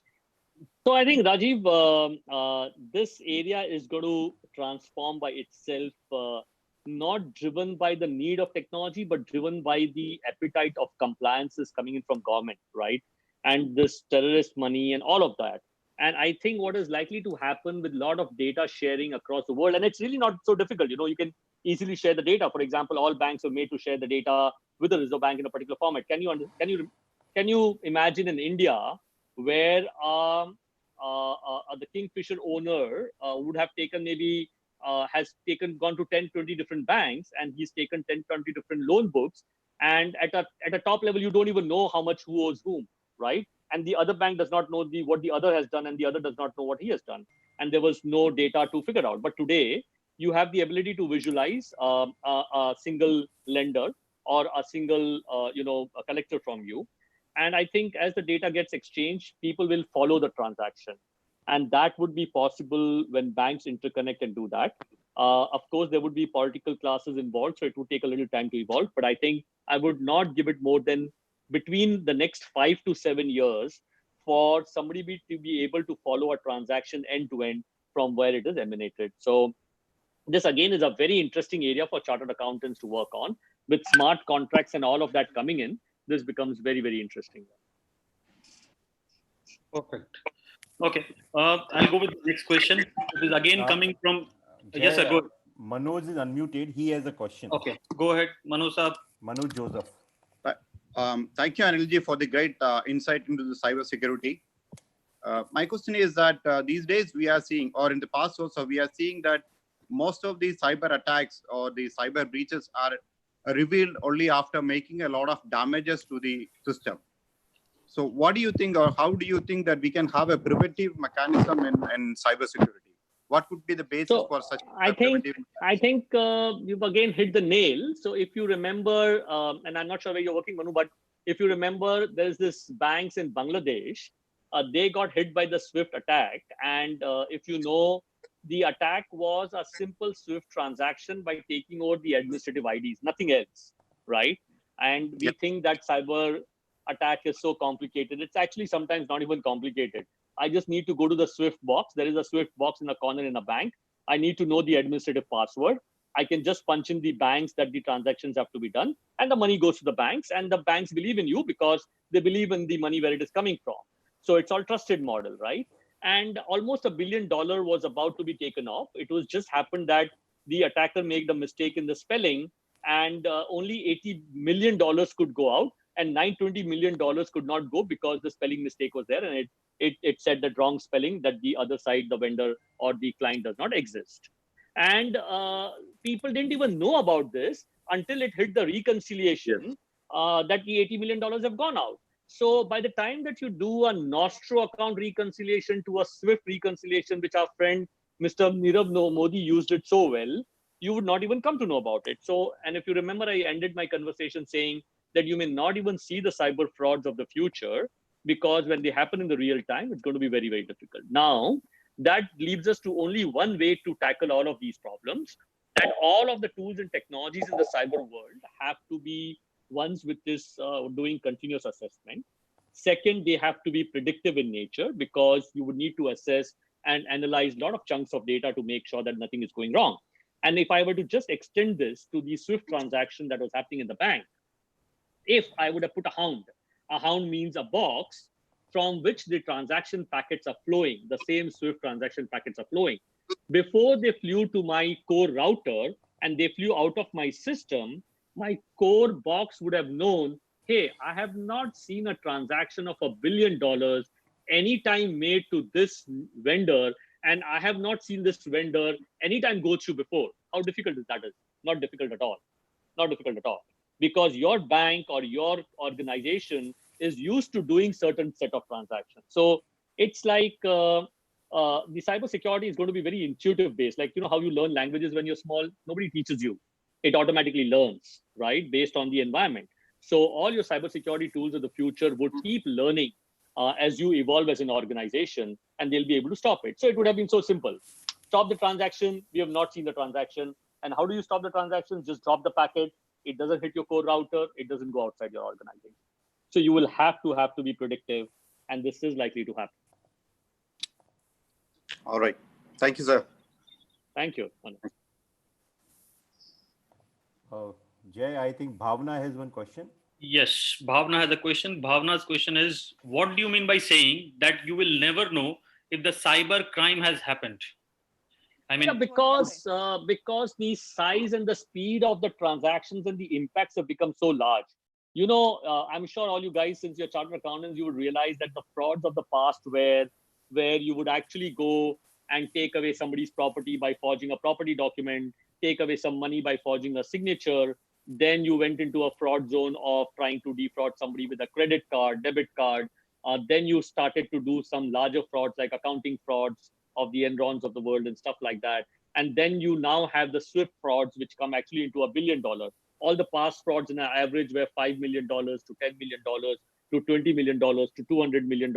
And now they're worth $1 billion and $2 billion and $5 billion. So the impact, because of the technology, the impact is always going to become a little larger, number one.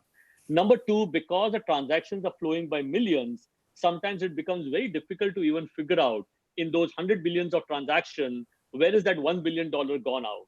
And that would only come to know if you have the requisite reconciliations or the analytics available. And that's where analytics flows into picture to come and say that, hey, something has gone wrong in a real time. So while the real-time systems evolve, you will only come to know that you have lost your $1 billion or $5 billion, maybe after 2 or 3 or 4 days time, which is too late in today's world because the money would have moved 10 times over the world within that point in time. So what I really meant to say was that you will not see the frauds of the future, not because the frauds are not happening, but because they are of high magnitude, that the organization would get finished in the next two days. I love that part. Great. I mean, we are going to the last question. I have unmuted the member. Mohan Das sir, please go ahead with your question. Bhandari Saab, it was very informative, and you came down to grassroots level and explained many things. Really appreciating that effort. And my question to you is that with the recent standoff with China, would you think India will be in a position to provide an alternative technology? And not only technology, hardware also. Will India be in a position to supply to the whole world? I think it's a fantastic last question, if it is the last one. I think it's a fantastic question that does India have the ability to scale up and give products and move out of the services mindset that it has?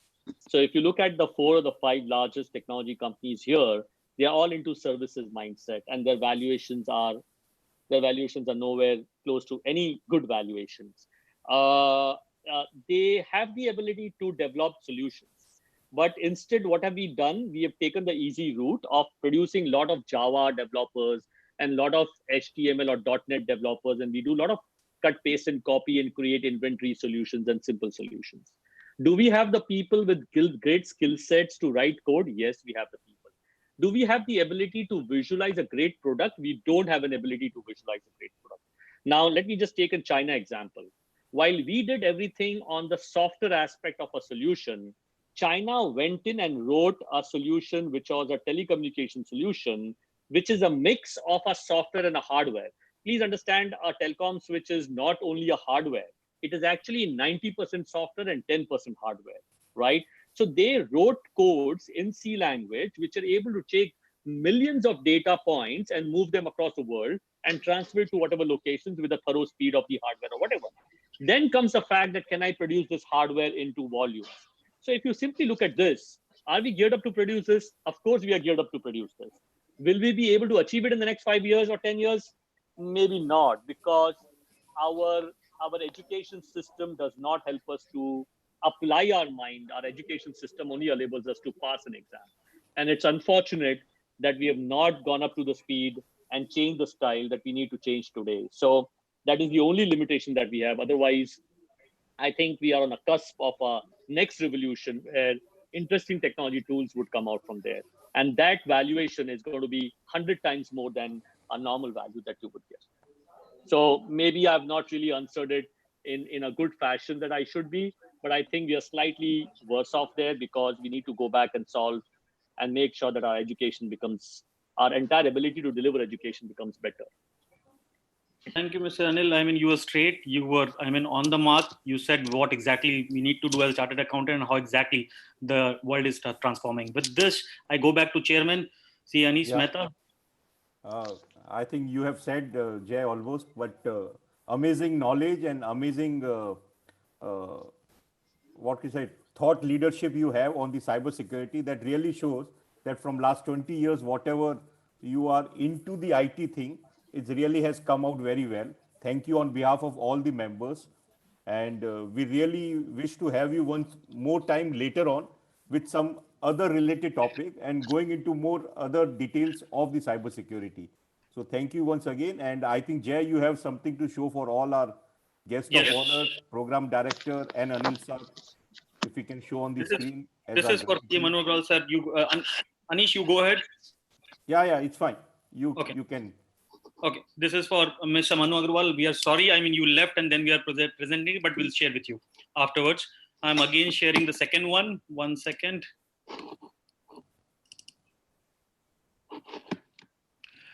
This is for program director.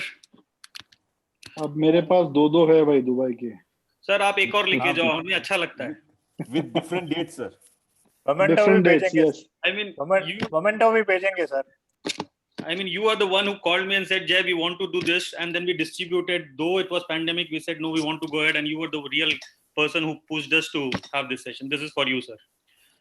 Now, I move on to our speaker. I mean, I loved the way he interacted with us. I mean, the way he projected everything. I was like, are you a chartered accountant? And now I know he is a chartered accountant. Only thing is, he knows more technology than a chartered accountant. And Jay, just tell me one thing. Anish bhai, tell me one thing. Yeah. Whatever I spoke about him, was it right or wrong? Correct. Understated, if I say in the accounting language. Thank you, guys. I still take that as a pat on our back, which we keep doing for each other. And I thank you so much for the motivation. And sometimes to accept love and affection here. Absolutely. I said it's a great love and affection, and I've seen how the Dubai team works. So they're a fantastic team with an amazing connect with people and members there. And that is the reason that you still see 214 participants just locked in very, very neatly. And I'm sure there would be more on the other platforms. YouTube. So plus YouTube. So I think wonderful, Anish. I think all of you guys, thank you so much once again. Thank you. Before Anil Saab, you go, I just want to share one interesting fact about the cyber security fraud. One day I received a call from internal auditor in a very large retail company. He said, generally these POS credit card machines, they are used to swipe the transaction. But that POS machine was used to refund the transaction. And the money was gone into someone else's bank account. Wow. Absolutely. So yeah, cybersecurity can take any sites. It's weird, but it's interesting. So great, good, very good example. Yeah. Okay, with this we move on to our next agenda, and to introduce the next speaker, it's on data analytics. And I have a dynamic person. I mean, his perspective always inspires everyone. He has a different view, and that starts taking sides where exactly and how exactly to think about it. Rajiv, go ahead. Can you introduce us the second speaker? This is our way also to have a pat on the back. We all have to. I think that's very well put by Anilji, because unless we don't motivate each other, who else is going to? Yeah. So before I introduce, I think Anilji, one thing which I need to just counter the point which you said. We have a capacity to move billions of dollars without known by anyone. I know. I work in that region very extensively, and I've had the pleasure of knowing 80% of your banks, including Mubadlas and AIDAs. They happen to be my customers. So I do understand the complexities and the interesting elements of the geopolitical situation that you guys are in. And I'm sure you guys are doing some remarkable work, because anywhere that I go, I only see Indians and, of course, all chartered accountants as CFOs and businesses. So once again, I think congratulations to all the chartered accountants in Dubai. Yeah, thank you. Thank you. Thanks Thank you. for taking an amazing session. I think we came to know about one of the security part and what are the keys indicators. I think it's a learning stage for us to get into that topic. But you took it very well. As Jay rightly said, we're not sure whether you're a chartered accountant or in a technology professional completely. So it's an amazing session. Looking forward to next session from Amish Thakkar. He is a data analyst and does a lot of work on cybersecurity and forensic audit. So that's where the forensic audit comes as a key element. And I'm very sure the data analytics love came from that forensic space. So he has a 22 years plus of experience in international experience rendering to various services. He has worked with quite a number of regulators on investigations and forensic assignments. Love to hear from him on the prospects of how the technology is moving in. And my core interest come from a BFSI perspective. I would like to know more on the BFSI, because that's a core on data analytics, a lot of data, a lot of number points, a lot of checkpoints here and there. But how and which point to look at is the most interesting thing. He has a vast experience on training. I'm sure the session is going to be a rocking one, because amazing amount of training experience is there. Not taking too much time. Welcome, Amish. Thank you, Rajiv. So thank you very much, Rajiv, for such a good introduction. First of all, very warm evening to each one of you present over here on this webinar. My special thanks to Manubai and Dayabai, especially to Dayabai, for having me here on this forum. Besides the entire committee members of Dubai branch, Anish, Sundar, Jay, Harikishan, Anurag, and congratulations, Anurag, on your anniversary today. Kudos to you. You are here on your anniversary and not spending time with your wife, so you're taking that big risk today. Hope you will be able to manage it at home. Dubai has always been coming back home sort of feeling. I had been to Dubai in 2016. I've conducted a couple of sessions on forensics accounting. And it's amazing to see the kind of audience that we get, the kind of intellectual inquisitiveness that we see from the audience there. It's amazing. And thanks to Dayabai that I'm getting this opportunity once again to address such a learned audience, about 210 participants on board here. It's an amazing, amazing pleasure for me to be here. As I said, there are a lot of developments that has taken place in the field of technology. And as our learned speaker, Anilji, has also mentioned, that we need to be a technocrat as well as, or rather technocrat aside of being an auditor or a chartered accountant. So that's very rightly said. It's wonderful, Anilji, to hear you. One of the reasons I came since the beginning of the session was I didn't want to miss a chance to listen to your session. So it's always good to connect with, as I said, to the Dubai audience. Let me begin by saying that we'll have some ground rules for this session, where I'll be addressing your chats intermittently. I'll be throwing few questions. Besides Jay checking your attentiveness, I'll be throwing few questions. I would appreciate if you can participate over chat as we progress.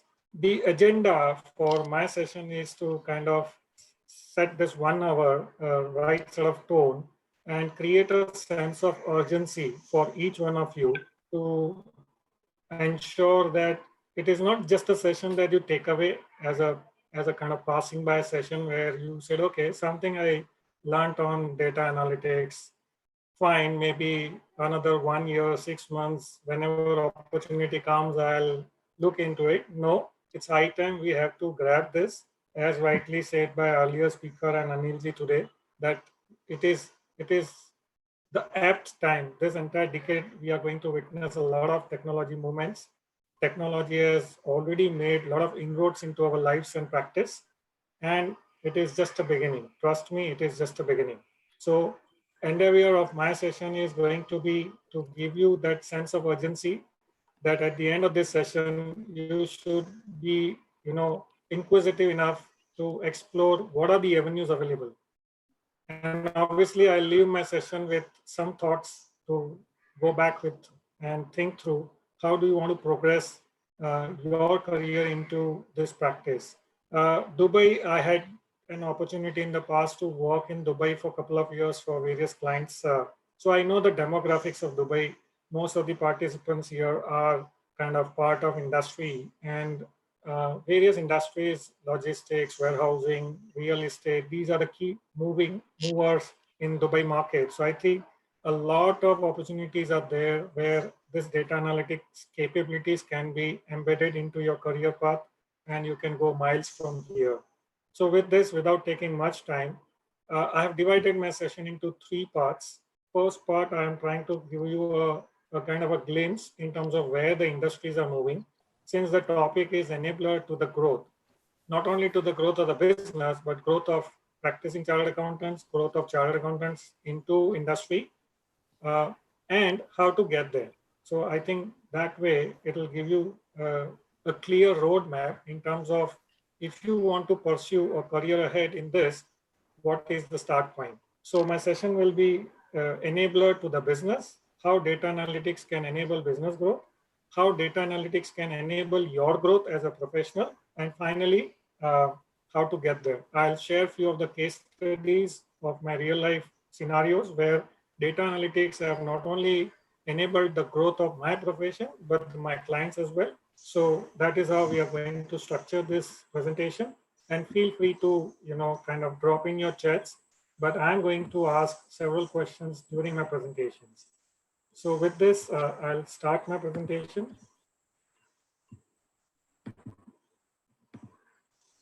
Is this visible to everyone? Yes, you can just put it on the presentation mode.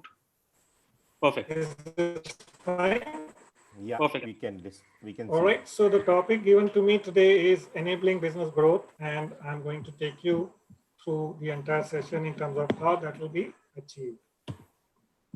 So as I said, I'm going to create a sense of urgency, and these are the quotes which will put you straight through on the fire, that there is no doubt about that moving to digital is no longer a trend, but it's a reality. So each one of you has to put in an effort to sharpen your skills, to upscale, to rescale, to refine, to retune, whatever you may wish to call it. But there is no escape route. You have to get yourself updated to these skills.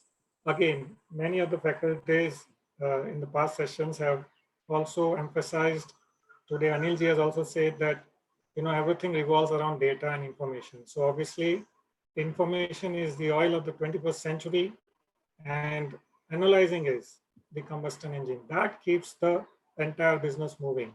Okay, so there's no escape route. We have to ensure that we skill ourselves and get to the data analytics at the earliest. Obviously, if you look at the entire practice of data analytics, it goes through big data to smart data to making a decision. Today, you would have seen many businesses derives their decisions only through smart analytics. Gone are those traditional days where a board meeting would happen, 5 or 6 brains will put together some thoughts around it and will move on in life and drive the business. Today, business decisions are driven by data, and there are tools and techniques available which enables business decision making. This is the slide I picked up from day one. Our president, Mr. Atul Gupta, was addressing the audience, so I picked it up. I found it very interesting, and that goes with the theme of my session. If you look at what our president highlighted on day one, is that there are these top 10 emerging opportunities that will come up by 2022. And number one is data analytics and scientists. So no wonder we need to ensure that we upskill ourselves. And look at the threat here. Our accounting, bookkeeping, and payroll checks, accountants and auditors, these are the top 10 declining services that will see a downtrend by 2022. The advent of blockchain is going to take away the need for an audit because it's a self-audit mechanism in itself. Our learned faculty has taken you through blockchain technology, so that indicates the fact that blockchain is going to replace the audit field in time to come. Obviously, in India and obviously in Dubai also, it's going to take some time to implement blockchain. But yes, at the end, it's an eventuality where one need to ensure that we upskill ourselves and we don't remain redundant. But the key point here on this slide is this is the number one field where most of the professionals are aiming to get their space in. And trust me, no other than chartered accountants are better positioned to be in this space because we have the analytical ability, we have commercial acumen, and if you just top it up with the capabilities of data analytics, you are good to go. You are the much sought after professional in the industry. Okay. So again, this slide summarizes that you are a subject matter specialist. You have the capabilities because you're a chartered accountant. You have to just integrate it with this capability. And that is where there's a sense of urgency for you to upskill yourself. Because if you do not do it, you will miss the bus. Many companies are now moving into big data to perform their future business decision-making process automated. And that's where you can partner them. That's where you can grow along with them. Okay. I would require your inputs here. Looking at this image, can you give me something on the chat box in terms of what are your views here? What do you think this image portrays? Though it looks funny, but it's very interesting. And trust me, from your feedbacks, we will have a real insights that I want to discuss through this image.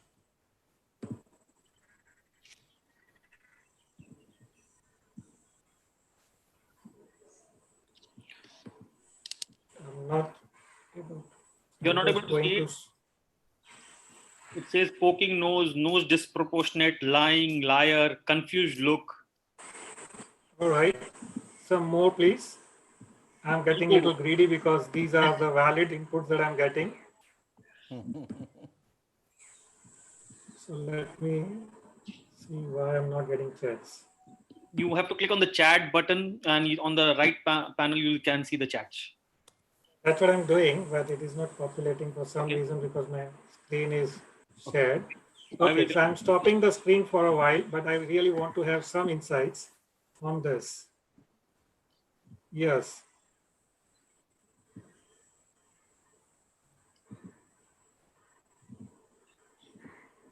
So Deepika is saying he has a poking nose. Praveen is saying that he's a liar. Need to smell unknown, very rightly said by Vijay. Gaurav is saying he's a liar. Pradeep is saying the same. Sensing what is happening. Okay. Shaina is saying he's confused. Okay. Very interesting. Zuzer is saying ego. Should be able to smell. Can you be a little innovative in your responses? Q2 knows other features are lost. Poking nose. Exhausted. Inquisitive. Goes beyond the regular scope. All right. Deep diving. Not able to grasp the entirety of the problem, overextended. Yeah, Osama has picked it up slightly better. Yeah, Pradeep is saying he looks like politician. Everybody knows whom he's referring to, so I did not say the name. Smelling ahead of time. Okay, last 30 seconds, if we can pick up something unique out of this. Because I really want you to put something to the perspective of the topic. Irregular data. It doesn't know what to do with the problem.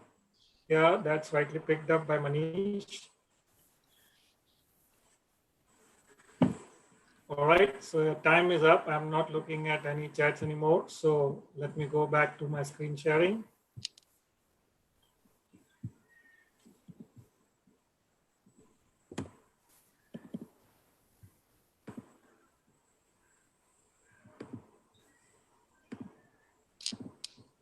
Hope this is visible.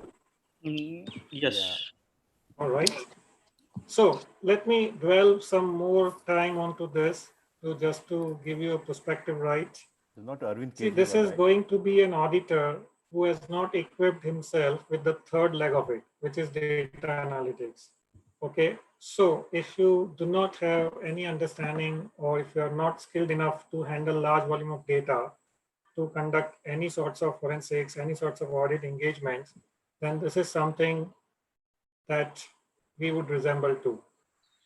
Unless you are fortunate enough to have a long smelling nose where you do not really need any of such data analytics capability, and you can smell everything with the blessings of the God, which is very rare. Okay, we need to cultivate some of the skills. It doesn't happen overnight, it takes time. But if you really have a very nice smelling long nose, if I throw upon you 2 million, 3 million data points, and if you are able to smell things out of it, which are frauds, which are anomalies, which are inconsistencies, or which are going to give you some insights to the business and to make some business decisions, then you don't need to skill yourself with the data analytics. But unfortunately, we are not equipped. We have to learn those skills and adapt to them. So the point I'm trying to drive through this image is we don't have such a long nose. So we need to have that through having our skills on that. Otherwise, we would always be puzzled. We would not know where to go, how to go about this assignment, what my organization expects from me, how do I deliver? Despite me being chartered accountant, despite me being having 20 years of experience, but I don't know how to handle SAP data. How do I derive value out of it? What do I gain out of it? Okay, so that is what I'm trying to portray. So now that few beginning slides have given you some of the sense of urgency to look for this skill set, this particular image actually talks about the entire life cycle of data analytics. So if you understand the entire life cycle, you would know how to proceed. And subsequent slides, I'm going to take you through a couple of examples to exactly explain how these 3 steps of the entire data lifecycle works, data analytics lifecycle works, which talks about discovery as a first step, delivering insights from the discovery, and then using those insights to take business decisions, which is actions and the outcome. So every data analytics methodology follows these 3 steps. It starts with discovery. What are you discovering? You are discovering what value is hidden in your data. You are discovering what my business wants to tell me, what data which is residing in my SAP, my CBS, my ERP, my in-house grown softwares have captured over a period of time.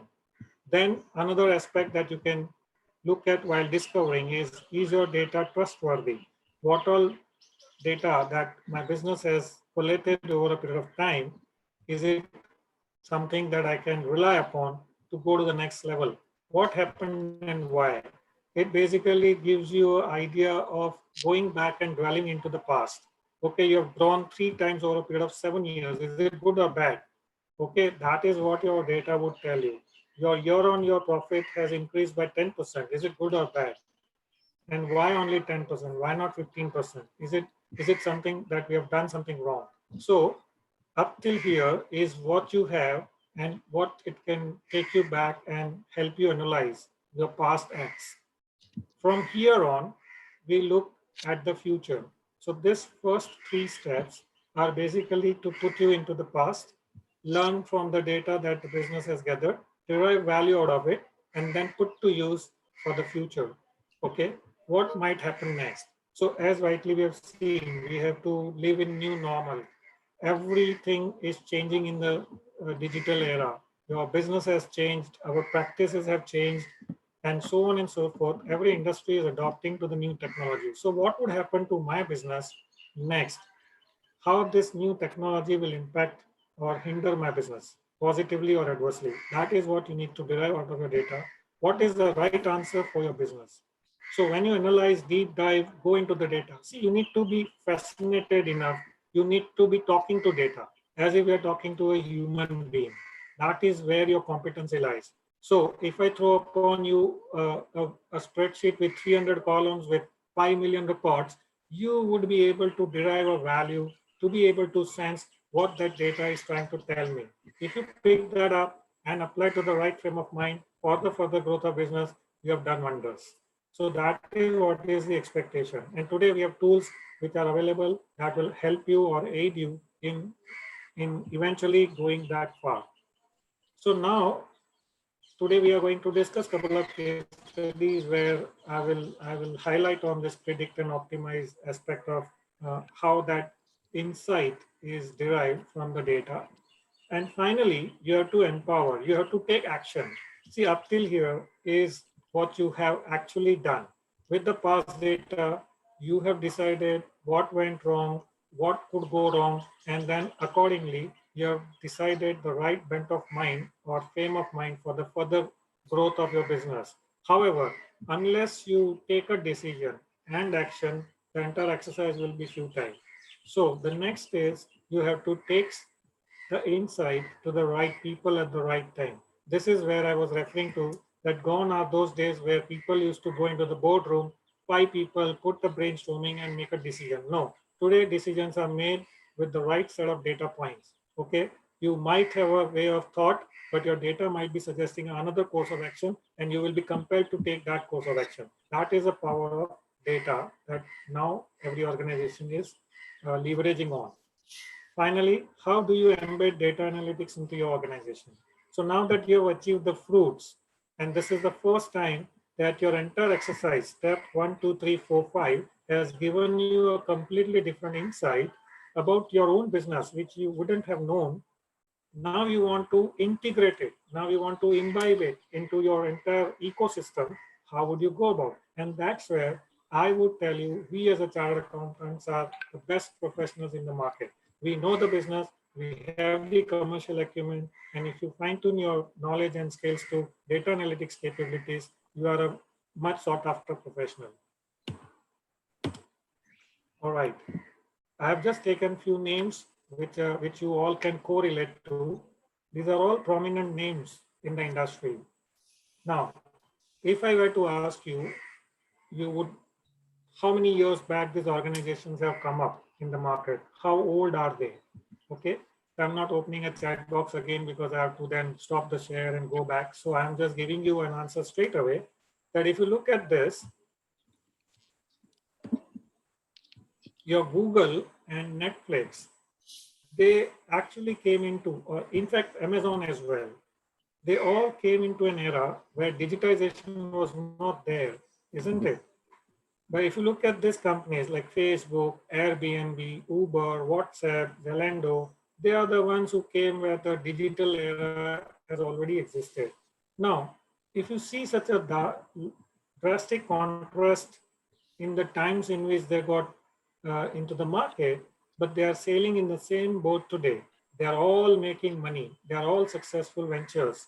Especially if you look at Google, Amazon, Netflix, they were the ones who were early movers to take an advantage of digitization and data analytics.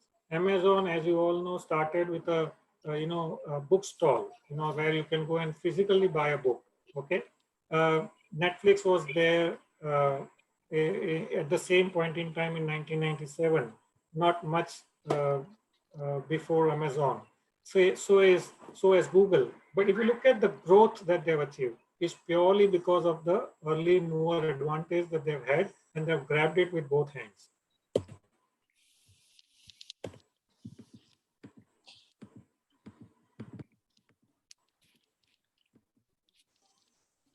So now let's understand and examine this as a case study, that why these companies are successful, what different they have done as compared to their peers who in fact came at the same point in time in those time frame.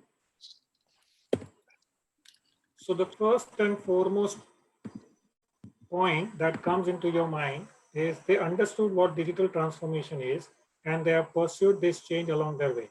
This holds true for Google, Amazon, and Netflix because they came much earlier as compared to the Facebook and WhatsApp of the world. Okay. In order to stay competitive, they changed and transformed themselves. Okay. And that holds true for us as a professionals also. And we have to change and transform ourselves to the digital era. If you look at these companies, as I said, Facebook, Uber, Airbnb, they are digital native companies. They succeeded since they all understood high value of data to achieve business excellence. All these companies not only have adopted the technology, but they have understood the worth of data that the business is gathering. Not only they've understood, but they've leveraged on it. Look at Uber, it's a taxi company, they don't have any physical assets sitting on their books. They do not have any physical infrastructure. They don't own any car. But look at the growth that they've brought into the business of offering taxi solutions. Airbnb, one of the largest ever hotel booking company, they do not own any building, but they are the largest in the world to offer the hotel booking solutions. In India, if I look at Trivago, they just work on the data and they've grown such big, okay? Look at them. Biggest taxi enterprise without having a single car in their possession. Biggest hotel chain without owning a single building. What is so common in all these companies? They bring customers together through data. They use the data to understand the customer needs. We all who are into service industry, service space, we need to understand what our customer needs. That's why people who are into industry, they are also catering to their customers. So you need to have the pulse of your customers. What is it that they need? What are their preferences? What are their likings? Okay, so if you look at this particular slide as a whole, the key message is, analysis of data to understand customer needs. And that's the bottom line for them to grow. That's how they've grown. Taking my example further, let me go into much detail and give you some more examples to substantiate my point. Like, for example, Amazon, 35% of their sale happens through recommendation engine. Could you believe it? It's very, very high number. 1/3 of Amazon sale, one of the largest retailers in the world, happens through data mining and data analytics, which eventually feeds to recommendation engine. Facebook, through face recognition, have catered to varieties of the customer needs that we are going to see in the subsequent slides. And 35% is a much, much higher number, trust me. Now, how it works, what Amazon does. So I'm going to show you a few slides just to give you an example of the power of data analysis, how this recommendation engine works. Okay, just to give you an example, I've taken two here. One is a user-based filtering and one is an item-based filtering. So if you look at this particular example here, say Pooja, okay. So these are the customers or the users of the services of the Amazon products. One of the customer, Pooja, has brought 4 products, a blueberry and a strawberry, melon and an orange, okay. Now, when a customer, Rahul, enters into a shop or online to buy some fruits, and the moment he chooses to buy strawberry, okay, and he buys melon, what this recommendation engine would do, recommendation engine will go and mine the data and tell Rahul that, hey, look, these are some of the recommended products for you based on your existing selection. So since there are customers who are profiled in the category like Pooja, who have bought 4 fruits, Rahul will also get a recommendation to buy blueberries and oranges based on his current selection. So what recommendation engine has done here, the recommendation engine has created thousands of profiles of a user based on their pattern of surfing, based on their pattern of consumption, and have started recommending this to the potential customer. At times, you might be excited to buy. Like typically, those who would have gone to Flipkart, if you buy a mobile, Then whilst you are checking out on the cart, they will give you a recommendation that those who have got a mobile have also got a scratch guard as well as a cover plus an antivirus software as a combo. Would you like to also go with the same? Because that works well with this handset, something on that line. Other perspective would be item-based filtering. So here, the profiling is done based on the products, and then it is applied to the customer. Here, the profiling was done on the customer, and it was given to the other customer. So the Pooja's profile or selection is given to Rahul as a suggestion. Here, what it indicates is any customer who buys blueberry is also recommended melon because past history of data suggests or indicates that majority of the customer who has bought blueberries have also bought melon.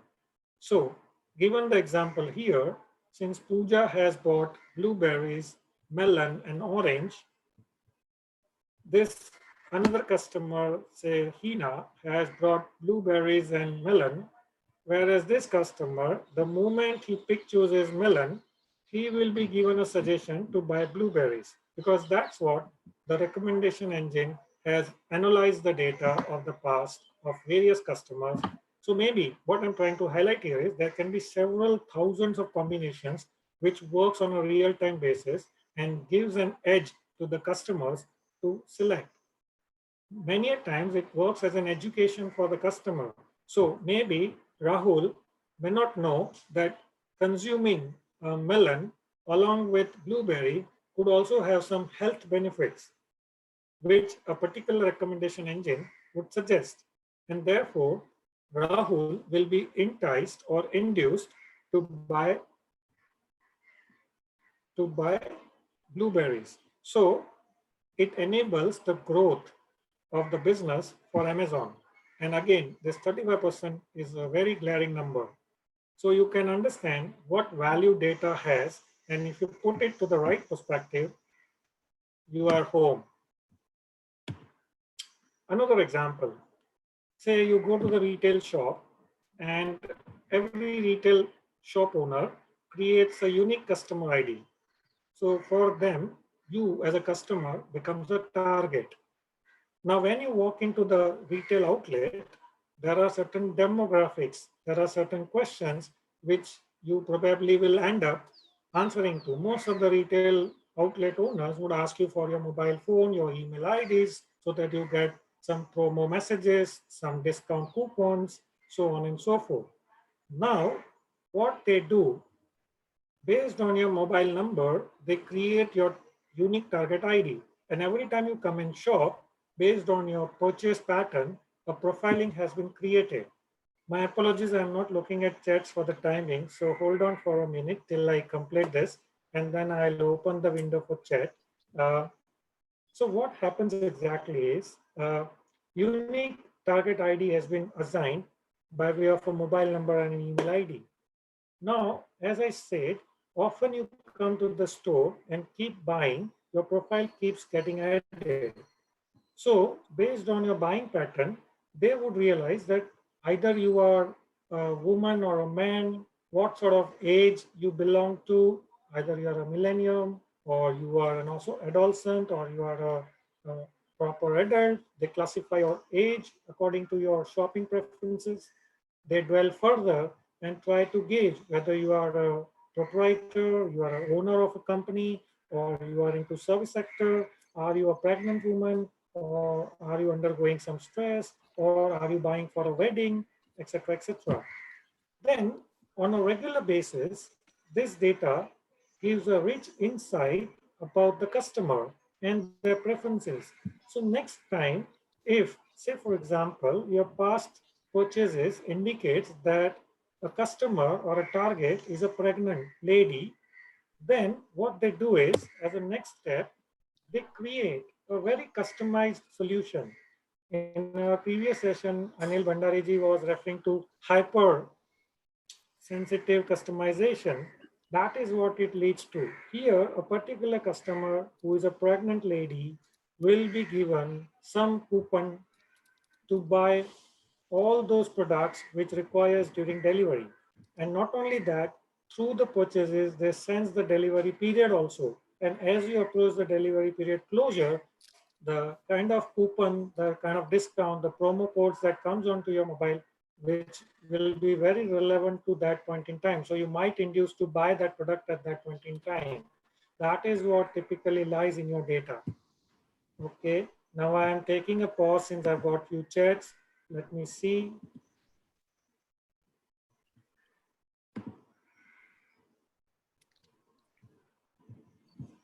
Let me see if I have any questions.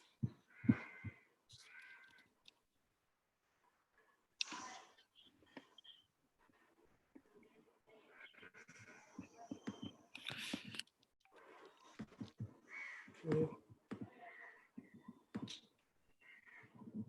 Question is from the chairman. He says, Okay. the success of data analysis yeah, Please go ahead. is when the data is processed and relayed on real-time basis so that it can influence decision making. But how would you ensure that? All right, so Anish has rightly pointed out the question that my next subsequent slides are going to highlight. So Anish, just need to wait for a minute. Fine, we'll wait for that. Yeah. There is one question above that also. Okay, let me see. Data that analytics supports diverse career choices and transitions from data. Data analytics supports, okay. Analyst to a data scientist. Which role a CA is best suited for? We are best positioned for data analytics. Data scientists is a specialized skill set that is needed. It's much deeper if you want to go to the next level. But the kind of background that we have, as I said, we have a business acumen, we have a commercial bent of mind, we are conservative in our approach, and we know the risks better than any data scientist professional. So I think we are rightly suited for data analytics rather than data scientists. Jasprit, my concluding slides will guide you in terms of how do one starts, to initiate learnings on not only SAP ERP, but into this field. As I said, my objective is not to leave you in first that I've created a lot of urgency in terms of opting for this as a upskilling, but I'm also going to give you a path. How do you go ahead and proceed in terms of acquiring this knowledge? So just, have some patience till I go to the last slide. I think most of the queries will be resolved. Osama is asking, data analysis may involve just historical or predictive data as well. It's both. You need to dwell into the past and predict, because obviously a lot of parameters that belongs to past will guide you for your future, because your business model has not undergone a change. Is the platform on which your business model is operating has undergone a change. Since predictive data will be influenced by the predictive model used, which a CA may not be fully well versed with, should our focus only on, Osama, we can't just rely on the past, historical or descriptive data analytics. We have to combine and optimize the solution, customize it for the client. So when I'll come to case study, I think you will be able to better understand what I did for my client in terms of adding value. So it was a combination of going and dwelling into the history, which is a descriptive analysis, and then adding a prediction to it. Just hold on till we get to the end. That's my suggestion.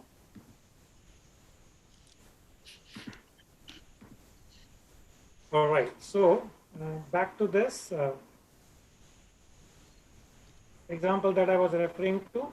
Again, this is real time, Anish. If you see, when the customer every time walks into the retail shop, his profiling is created, and then accordingly relevant messages are sent to him. Typically like how your adwares work. Okay, but this is a real example where a customer, adwares typically works where you do not have a sense of personalization. But here every target ID is an individual customer. And when you get a WhatsApp message on your birthdays or congratulating you and giving you 10% discount on that very specific day, it's a winning. So basically everything that we are referring to revolves around understanding the pulse of the customer. Okay. Now I'm slightly elevating my discussion to the next level in terms of what data analytics or big data is all about. So data analytics is the science of analyzing the raw data. As I said, our servers, everyday activities that we do. Even Anil ji touched upon the point today that we do not have to reinvent the wheel. We have to just hire the experts. I think we have to. That's a very powerful statement that he made. He said we do not have to reinvent the wheel. We have to partner with experts. So we need to chip in as an expert and tell the businesses that okay, you have so much of rich data sitting into your servers. Give me unlimited access, give me some time, and I'll come out with wonderful analytics and outcome, and will give you an insight which you wouldn't know about your business. That is what is data analytics. Data analytics not only looks at the data in the form of numbers. It looks at data which is in the form of feedbacks, it is in the form of voice messages, it is in the form of texts, graphics, traditional, non-traditional, homogeneous, heterogeneous, any sort of data goes into data analytics.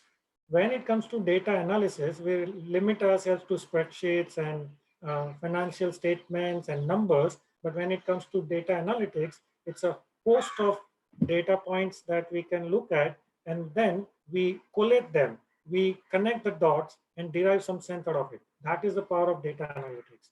And what basically big data is nothing but a collection of all those heterogeneous data points to reveal the pattern, trend, metrics, especially relating to human behavior. If you connect this analytics to a human behavior, because everything boils down to end customer, if we are able to cater to our customers' needs as an outcome of big data analytics, that's our winning. That's a KPI or an ROI that one would generate out of investments in big data. Okay, the information that we have derived using big data tools can be then used to optimize process to increase the overall efficiency of the business. See, there are only two ways you can grow your business.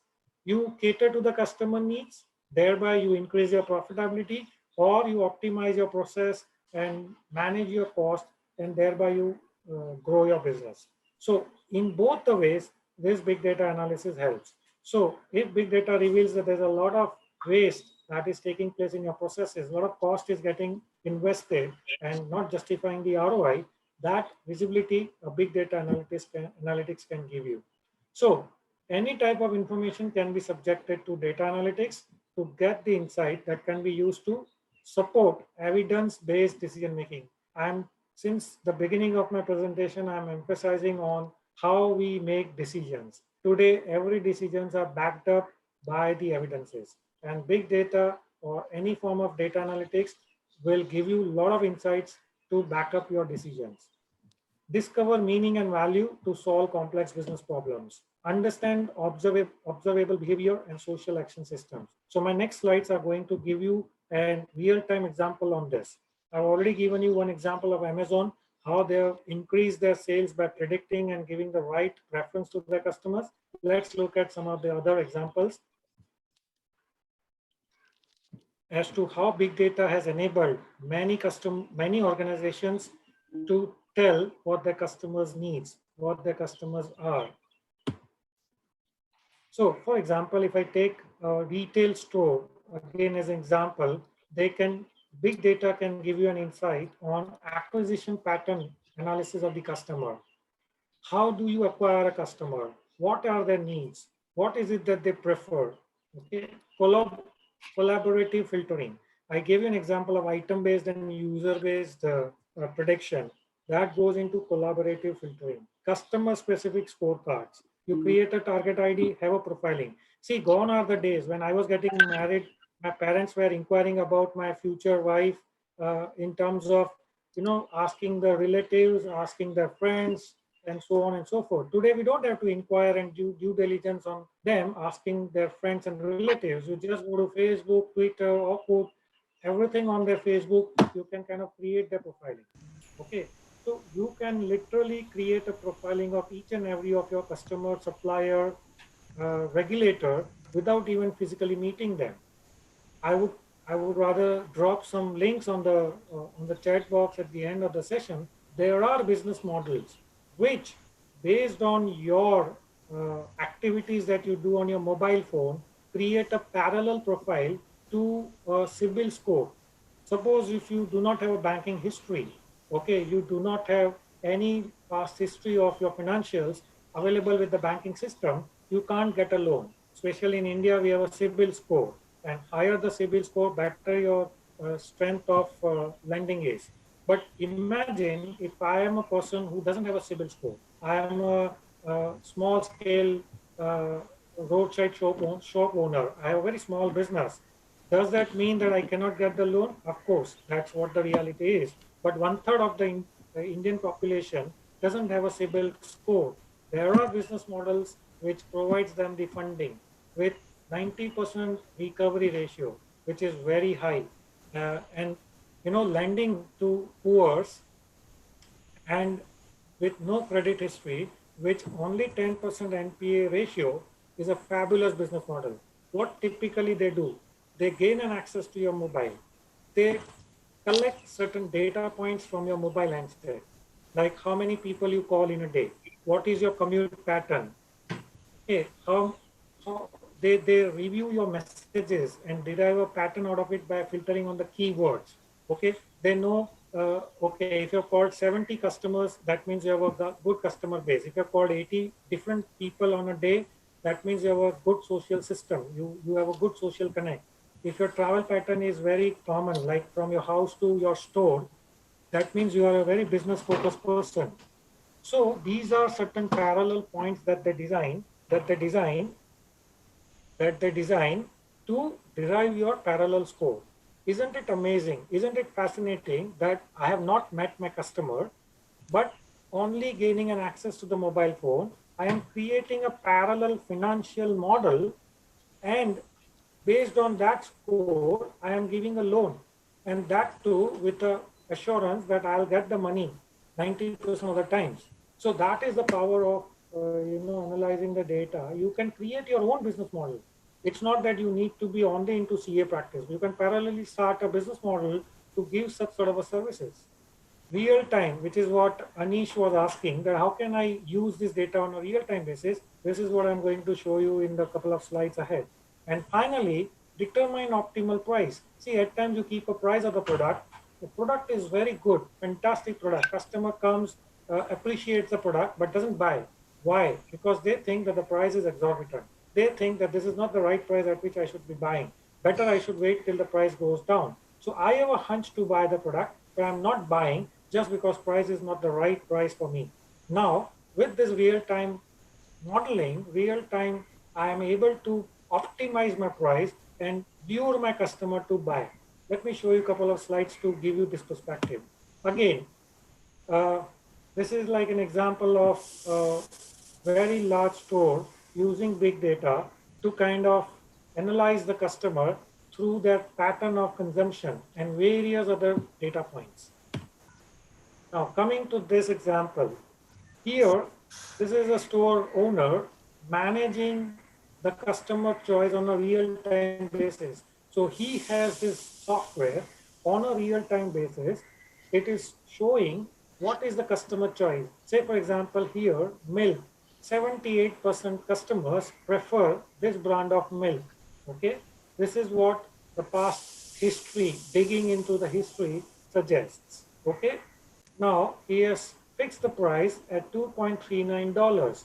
Now he is wondering whether it's an optimal price or not. Again, if the data modeling suggests that this price is ideal, then there should be a sufficient sale of this milk product. How do I ensure that this price is optimal? Now see, the moment customers are buying at this price, he has achieved the optimal price valuation for this product. And trust me, if your store has millions of products, you can achieve at the product level. Every product can be delved into the details and can be determined at the optimal price level. So price point, if that creates a hindrance for the customer to buy, the real-time data analytics will help you go there. Another example, based on the patterns of the past, which is descriptive analysis, I'm now going into the prediction mode and suggestion mode, which is forward looking. And that is where I will achieve the growth. This is how Amazon has achieved 35% recommended growth in the sales. How it works. Like, for example, again, this particular store owner is live monitoring the customer choice for the garment products. He has offered 10% sale already, but still the sale is not picking up. So there is this customer who's thinking that if this particular garment or outfit, if it would be available in this color, I would have definitely picked it up. So what has happened on a real-time basis, this particular preference of the customer gets captured on the customer's choice. So next time, if despite the sale, why the sale is not picking up is because the right set of color combination or color option is not available for a customer to buy. So point I'm trying to drive through these examples is basically that you need to understand the pulse of it. Every opportunity that you get to interact with the customer, convert it into data point, and then put it into big data, and you will be able to provide a right sort of prediction and suggestions to your customer and grow your business. So this is nutshell what these few slides have demonstrated. You have to monitor, you have to measure, and then model. Model goes to prediction and suggestions.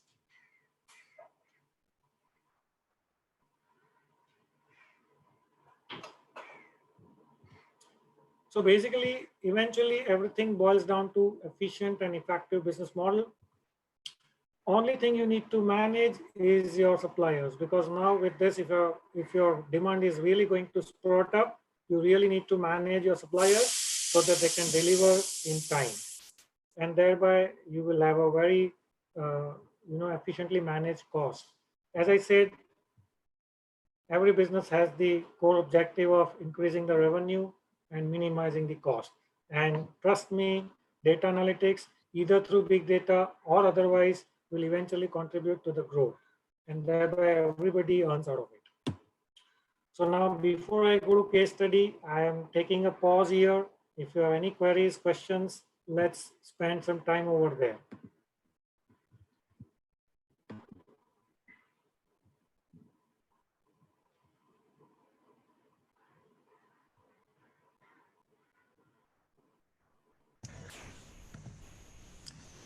Questions? So far, all going good. Can you give some live examples in India, which companies are using these technologies?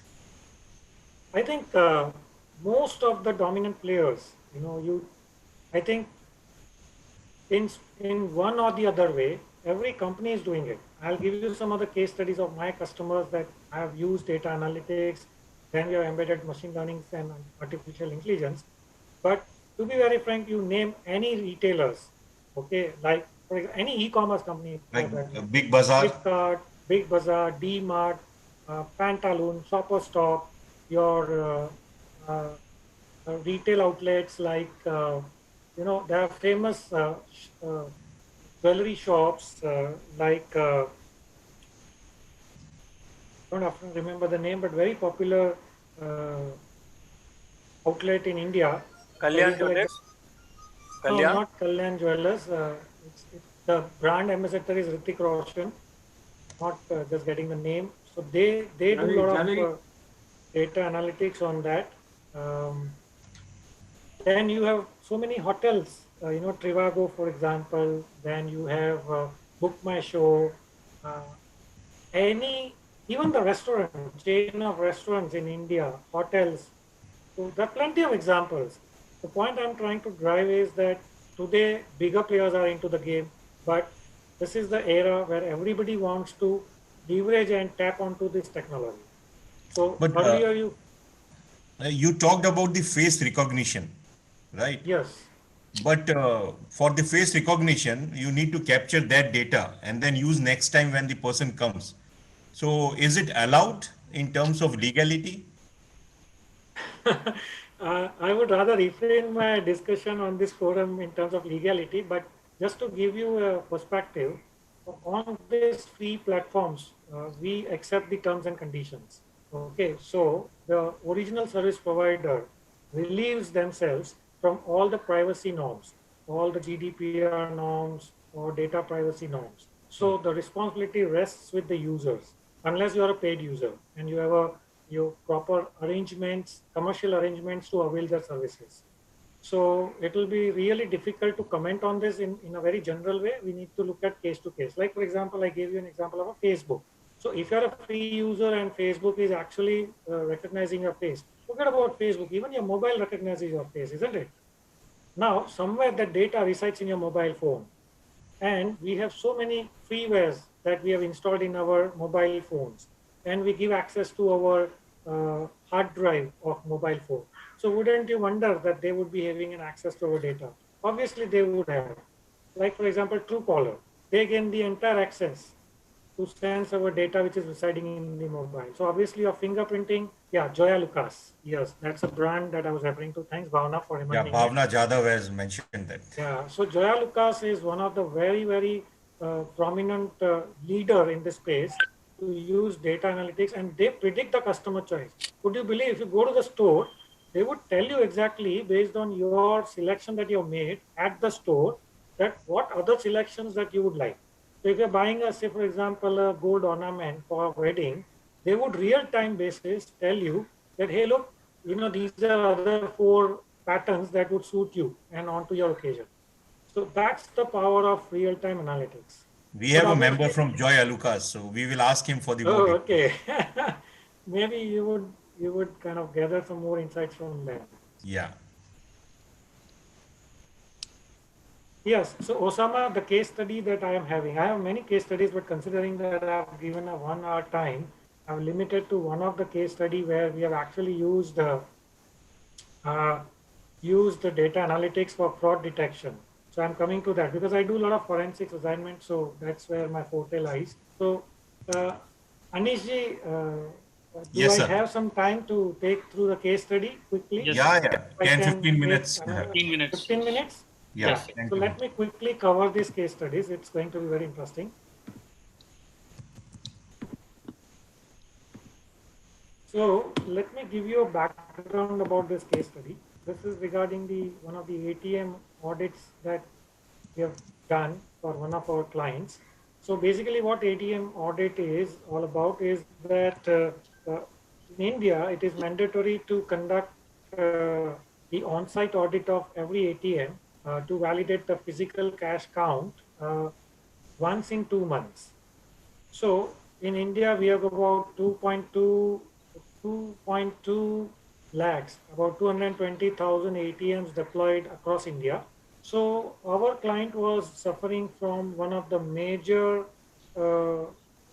risk of cash theft. So about 8 to 10% of 8 to 10% of their EBITDA was eaten up by way of cash theft, and despite audit mechanism in place. So when we looked at why these audits are not effective and what can we do to curtail this loss, we have looked at data analytics as a solution. So what we did is basically we identified certain red flag parameters.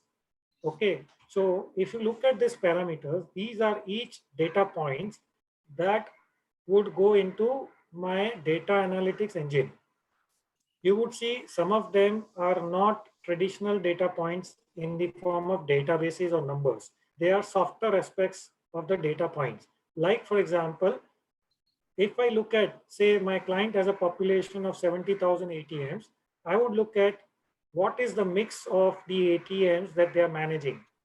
Who are the manufacturers? So there are about plenty of manufacturers like NCR, Diebold, so on and so forth. So there are some manufacturers who have evolved in terms of the technology. So their ATMs are not prone to frauds and manipulations.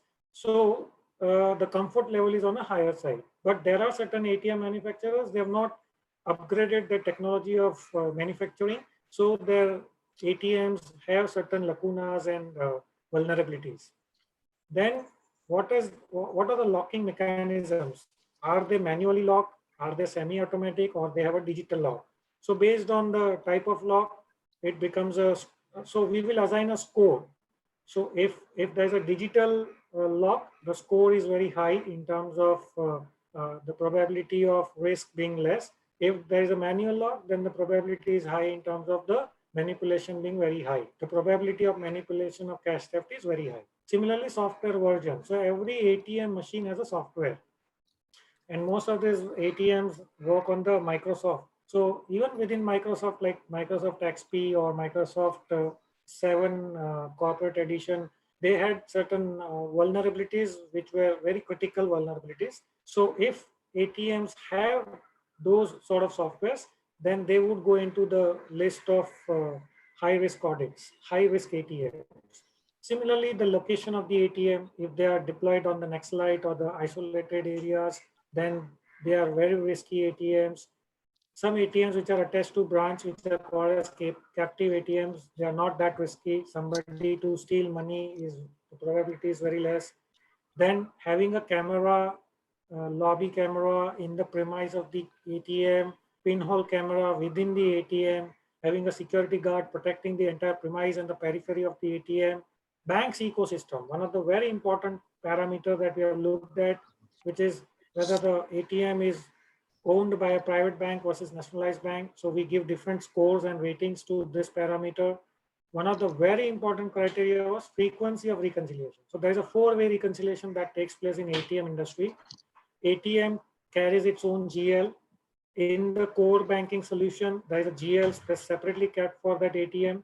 Swift balance, which has to coincide with the physical cash balance. So if a bank is doing a reconciliation on a frequent basis, on an alternative T+3, T+5 basis, the probability of cash theft is very remote. But if it is not happening, then somebody can steal the money and it will remain undetected. So the probability goes high. So the point I'm trying to drive is, these are the parameters that were picked up from the data, which was there in the client database, which were residing, but the client was not giving any value to this valuable information. Okay. Then we added certain more parameters, like we analyzed the pattern of closing cash balance of each and every 70,000 ATM, and we looked at and we compared it with the daily cash withdrawal. So for example, on an average in an ATM, if the withdrawal is say 70 lakh rupees, but the closing balance every day is 85 lakh, 90 lakh rupees, then that ATM can be prone to cash theft.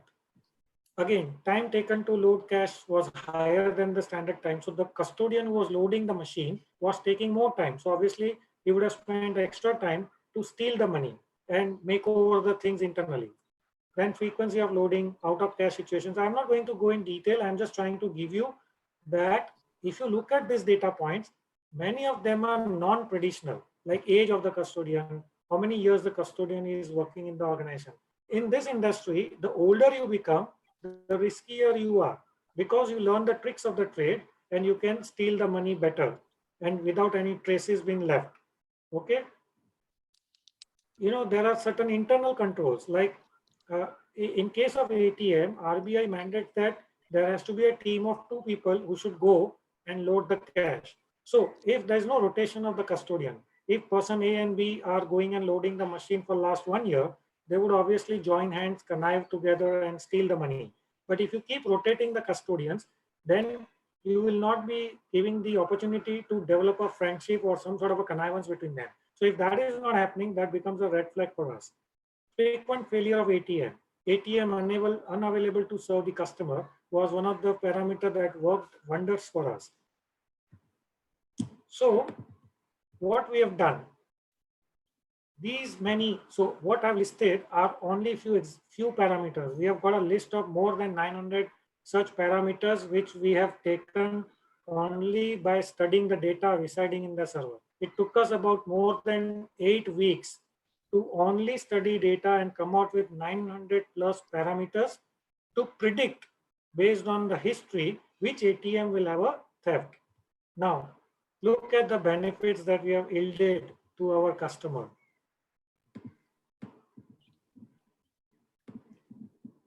Old audit approach was that I will go ahead and conduct an audit of my entire universe. So if my client has 70,000 ATM spread across India. Trust me, every person has to go to that site. They have to travel to that location, incur traveling cost, stay cost, food and other conveyance and everything. And on the top of it, you need to pay a salary to that staff. So that was the cost that they were incurring. Cash theft was almost 8 to 10%, even if all the entire universe was getting audited. Now, even if they find out the cash shortage, which was to the tune of crores of rupees, they have identified out of audit, but recovery was less because there was a considerable time lag between the theft and the recovery.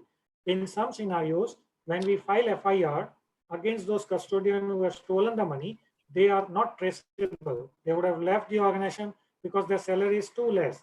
They would be working at 12,000, 15,000 a month. And if they steal 5 lakh rupees out of ATM and then run away, obviously, if the time between the discovery and the recovery is longer, there is no way you are going to recover. So even if there was an observation coming out of audit, so let's say out of 70,000, I've identified about 10 or 100, say for example, 700 ATMs where I identified the cash theft amounting to 5 crore. So to get to that 700, I have to audit those 70,000 ATMs, and to recover that 5 crore, I have to do so much. I have to lodge a complaint, I have to go to his house, find where his whereabouts, and I would recover 1 or 2 crores maximum. And then one of the lacuna in the old approach was that audit pattern was predictable because your entire audit cycle was in 60 days. So once you complete the audit, another audit will not happen immediately in 1 or 2 weeks. So custodian will immediately steal the money after the audit. So that was one of the limitations. When we took over the project, what we did, using all those red flags, discovering about 900 odd data points, we used the data analytics abilities. We churned the data for last 2 years, and we identified, we gave a score to each and every ATM. And we, based on that score, we classified ATM into red, amber, and green. Red means the ones where the probability of cash shortage is as high as 95%. So if I go and audit those ATMs, I am definitely sure that I'll find a cash shortage. So instead of me auditing 100% of the 70,000 ATMs, I will go, and if my data analytics model portrays that I have only 270 ATMs where they fall under red category, I will go and audit all those 270 ATMs. And the probability of finding a cash theft is as high as 95%. With amber, it was a probability of 60 to 85%. And with green, it was somewhere hovering around 50 to 65%. So I would go ahead and do an audit of 80% of the ATMs which falls under green category. So what has happened? Over a period of time, one of the biggest worry that the entire EBITDA was eaten away by 8 to 10% has brought down to 2.5 to 3%. With not checking the entire universe, only checking, say, my entire calculation of data analytics would tell me 1,000 ATMs, out of which 270 would be red, 330, 340 would be amber, and about 400, 500 would be in green. If I do that much, I am able to identify equal, like 5 crore, 6 crore kind of a shortage, and the recovery is faster because this model was working not with the 60-day cycle, but it was working regularly. The frequency was every bi-week. So bi-weekly, I run the cycle, and then it will generate 1,000 base, and I'll go and do an audit. So it became unpredictable, and therefore, we have done wonders to that line. And finally, what we did, we added machine learning and artificial intelligence on the top of it. Machine learning to read the ATM slip, which comes out of, so when you go to the ATM and withdraw cash, you get a slip. Some similar sort of slips comes when you load the cash. So to read those slips and gather more data points, we have added machine learning to it. And then with an AI engine, with neurological kind of an algorithm, what it does, based on the past, it will keep on, adding certain parameters to that ATM and say that this ATM, we should not take it into the business. We should not we should hand over this ATM back to the bank so that we can prevent further losses. So that level of prediction, this model has started generating. So when we handed over the project back to the client with AI, getting integrated, we were at about 72%. And when we exited, 89% kind of a prediction was coming out of this entire model. So this is the benefit of data analytics. We have also gained out of it. Our customers have also gained out of it. And it's a win-win situation for all. Now, I think with whatever 5 minutes left, I'll take the liberty quickly give you last 3 slides to give you an answer that now that I've given you a perspective of how it is beneficial to the organization, how it is beneficial to you as a professional. Now the last step, how would you get into this? What is your start point? I'm not saying you directly jump into big data and start working on a large assignment. That probably will baffle you. That will give you some discomfort and you might not find your space comfortable there. Start with some small projects. Associate with the existing tools that you have in your current organization. If you are into service industry or into industry, if you are a professional, tag along with like-minded professional, engage into some of the projects and then evolve from there. So these are some of the tools, the entire universe of the tool available: spreadsheets, databases, self-service data visualization, programming languages, big data tools, and cloud. Subsequent slides give you the entire universe. Beyond that, there is nothing as we speak in the entire world of data analytics. Yes, we are constantly evolving and changing. So maybe 2 months from now, there are new tools that will get added, but this is the entire universe. So you can start with Excel or Google Sheets with your analytical capabilities, then progress yourself to Access, SQL Server, Oracle. Then these are other databases available in the market, not very popular. You may not have heard their names, but these are other very relevant tools in the space of databases. Then you must, gain some insights on these visualization tools. They're very useful tools. I would urge you, Power BI is available in your office. You can start working on it and you will understand how simple this is, for a beginner to get into the understanding and the mindset of data analytics. So I would sincerely urge you all to look at Power BI to begin with. Then if you get hands-on Tableau, wonderful tool, ClickSense, AWS QuickSights, these are some of the other visualization tools that will give you a way forward predictability, visualization, and help your management to take right decision. These are some of the programming languages that will aid you to customize your tools that you're using for analytics. Eventually, you should aim to be in this space. This is where the world is moving. I've already started moving in a very fast pace. These are some of the tools which you should get your hands on as you move along in your career. And cloud is going to be one of the important elements because all your databases, which are large enough, are going to reside in cloud, because the kind of infrastructure that you need for big data analytics, I'm not very sure that the kind of infrastructure in our office will be sufficient. So a lot of server space, a lot of data space is what you need to borrow through these cloud vendors. So last slide of the day, so much to speak, but I will end my session by showing you this slide. This is the pipeline for big data. You have all the data points. If you look at my case study, those red flags were my data points. We have extracted from the client's SAP, ERP, wherever they were stored. Then we put into some database engines.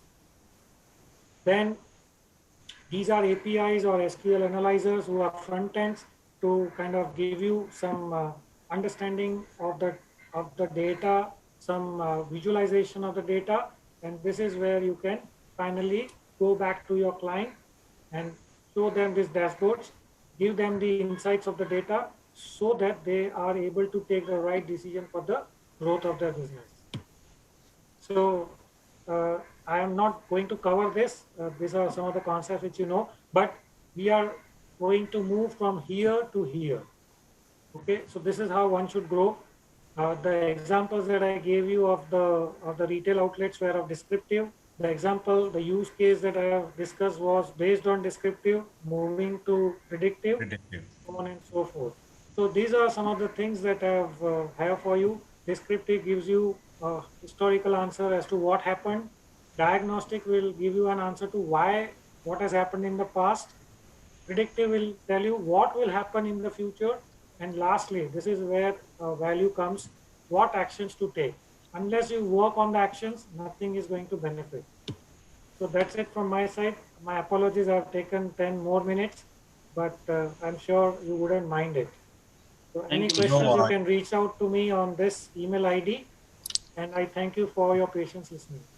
Thank you very much. Amish Saab, a lot of people want your LinkedIn Connect. LinkedIn profile. Okay. So they want to be connected to you. And one of our members, Praveen Mehta, said, excellent learning about data analytics. Thanks. Uh, then there are a few questions also, but I think Sure. we can take questions after we do a formal vote of thanks because time is already up. Yeah. But you rightly has covered all these aspects. And I think in the audit profession also, these aspects are being used now just to make the risk assessment, also the nature, extent of timing also of the audit procedures. So very well covered. Over to our program director, Daya Nivas Sharma sir. Thank you, Anish bhai. I think this learning of ABCD has been a great amount of discussion which is gone through, and really I think the kind of feedback we have received and the kind of motivation we are seeing, I think as a member, as a chartered accountant, the kind of urge of learning which is always there. I think the DNA has changed. When we have been doing our basic education, the DNA is totally different. But after you complete CA, the DNA completely changes. And this makes, this course a very special course in more than one ways. And one thing which I would like to say is this session actually might have given you a good insight about data analytics as well as cybersecurity. And you all will be happy. You all will be happy to be chartered accountants living in different part of the world altogether, that your own institute is doing a fabulous job on getting the best speakers. We are trying to create a fantastic resource pool, which is going to give our members a huge amount of learning. We have done Power BI tool के ऊपर, we have done some sessions. We have done on data analytics. Amish Bhai is one of the fantastic human being as well as a faculty where we have got a very good response. That's the reason I told you, Anish Bhai, you might have not heard about Amish Bhai, but trust my words, you will never, not regret. That is how it has come. Even Saurabh, then we had Nair, and then Anil Bhai and Amish. I think this is a good learning. This is a beginning of our learning ABCD, the way we used to learn. I think the way of learning is just going to change. And one assurance from our side is, as I talked in the opening remarks, that there are fantastic courses which we have developed for 5 days during this pandemic, and this can be done for 3 days when you want to do it for a full day. But if you want to do it exclusively, I think you need not. There are people who are asking what are the kind of courses. Our own institute has a lot of courses. We have huge resource pool. We have treasures. वो खुलजा SIM SIM बोलो आप, बस उतनी बात है. Institute में उतना सारा है institute. And No, we sir, all are our regional director Prabdeep Singh Baveja also wrote me separately. He said he's in advanced stage of conducting few courses. So in collaboration with him, we will definitely take it forward. Yes, and also Anish bhai, I think under your chairmanship, one request which I have for you is that in our Dubai chapter office where Pradeep sits, if we are able to put up couple of computers, or might be our members can get some computers. You do told me earlier hands-on about the training. lab, yes. Yeah, so we should actually do a hands-on training, because dedicated system learning will be a total different experience, and people are fantastic. We can actually do something very good. And more important part is, as I told today morning, CA's definition is changing. So now whether you call it as a cyber analyst or whatever you want, but the fact is going to be like, we need to just transform. We have already started transforming, and it is time where that moving target need to be hit on a continuous basis. You cannot miss out. If you are in India, the laws are changing continuously. Equally, the technology is changing continuously. So when you are in India, I think you are fighting with two different evils. But you are sitting as a country like Dubai or might be different part of the world. We lost. I think we lost him. Okay. So I think, Jay, you can do formal vote of thanks for Amish Saab. I will do the formal vote of thanks. I mean, before that, I loved that. I mean, I was looking into the stuff. I said 4 speakers, right? 4 speakers, out of which 3 were chartered accountants. And we did 2-day session and to celebrate one day, which is called CA Day. I loved the session ABCD. And thank you, Mr. Amish. I mean, it was wonderful knowing data visualization, why it is important. For you, what we have here is, I will share my screen and chairman can take it from there. Sir, this is for you.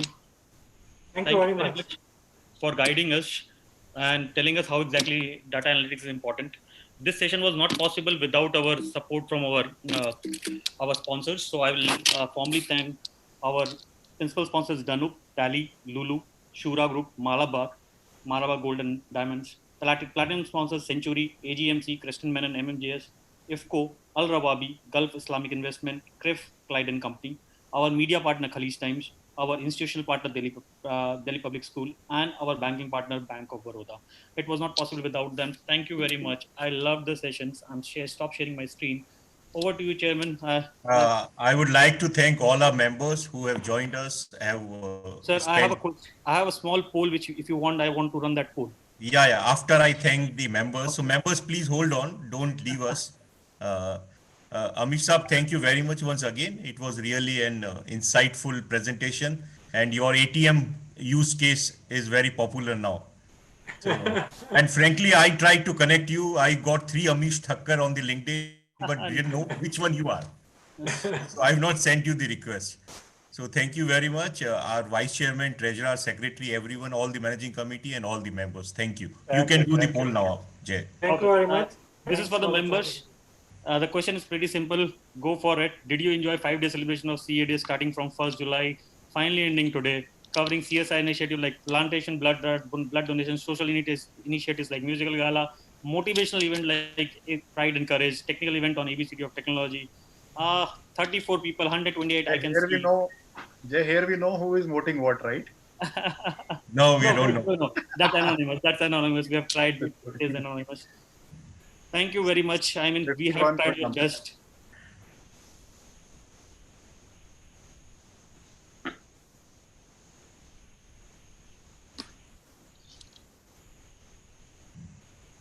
Okay, I'm done with the poll. There are, yeah. Thank you. Thanks a lot. Sir, we would really like to have a feedback from one no, which we have received. That's okay. I mean, we can share the feedback form and can come in as anonymous as well. That will help. Which we need to work on samosas and teas, which is missing after a long session. So, in time now. For Amish Saab, it's a dinner time. Correct. Yes. Yeah. Thank you, guys. Thanks a lot. Thank you. Thank you, guys. Thank you, Daya. Bye. Bye. Thank you. Bye. Thank you. Bye-bye. Bye, everyone. Thank you.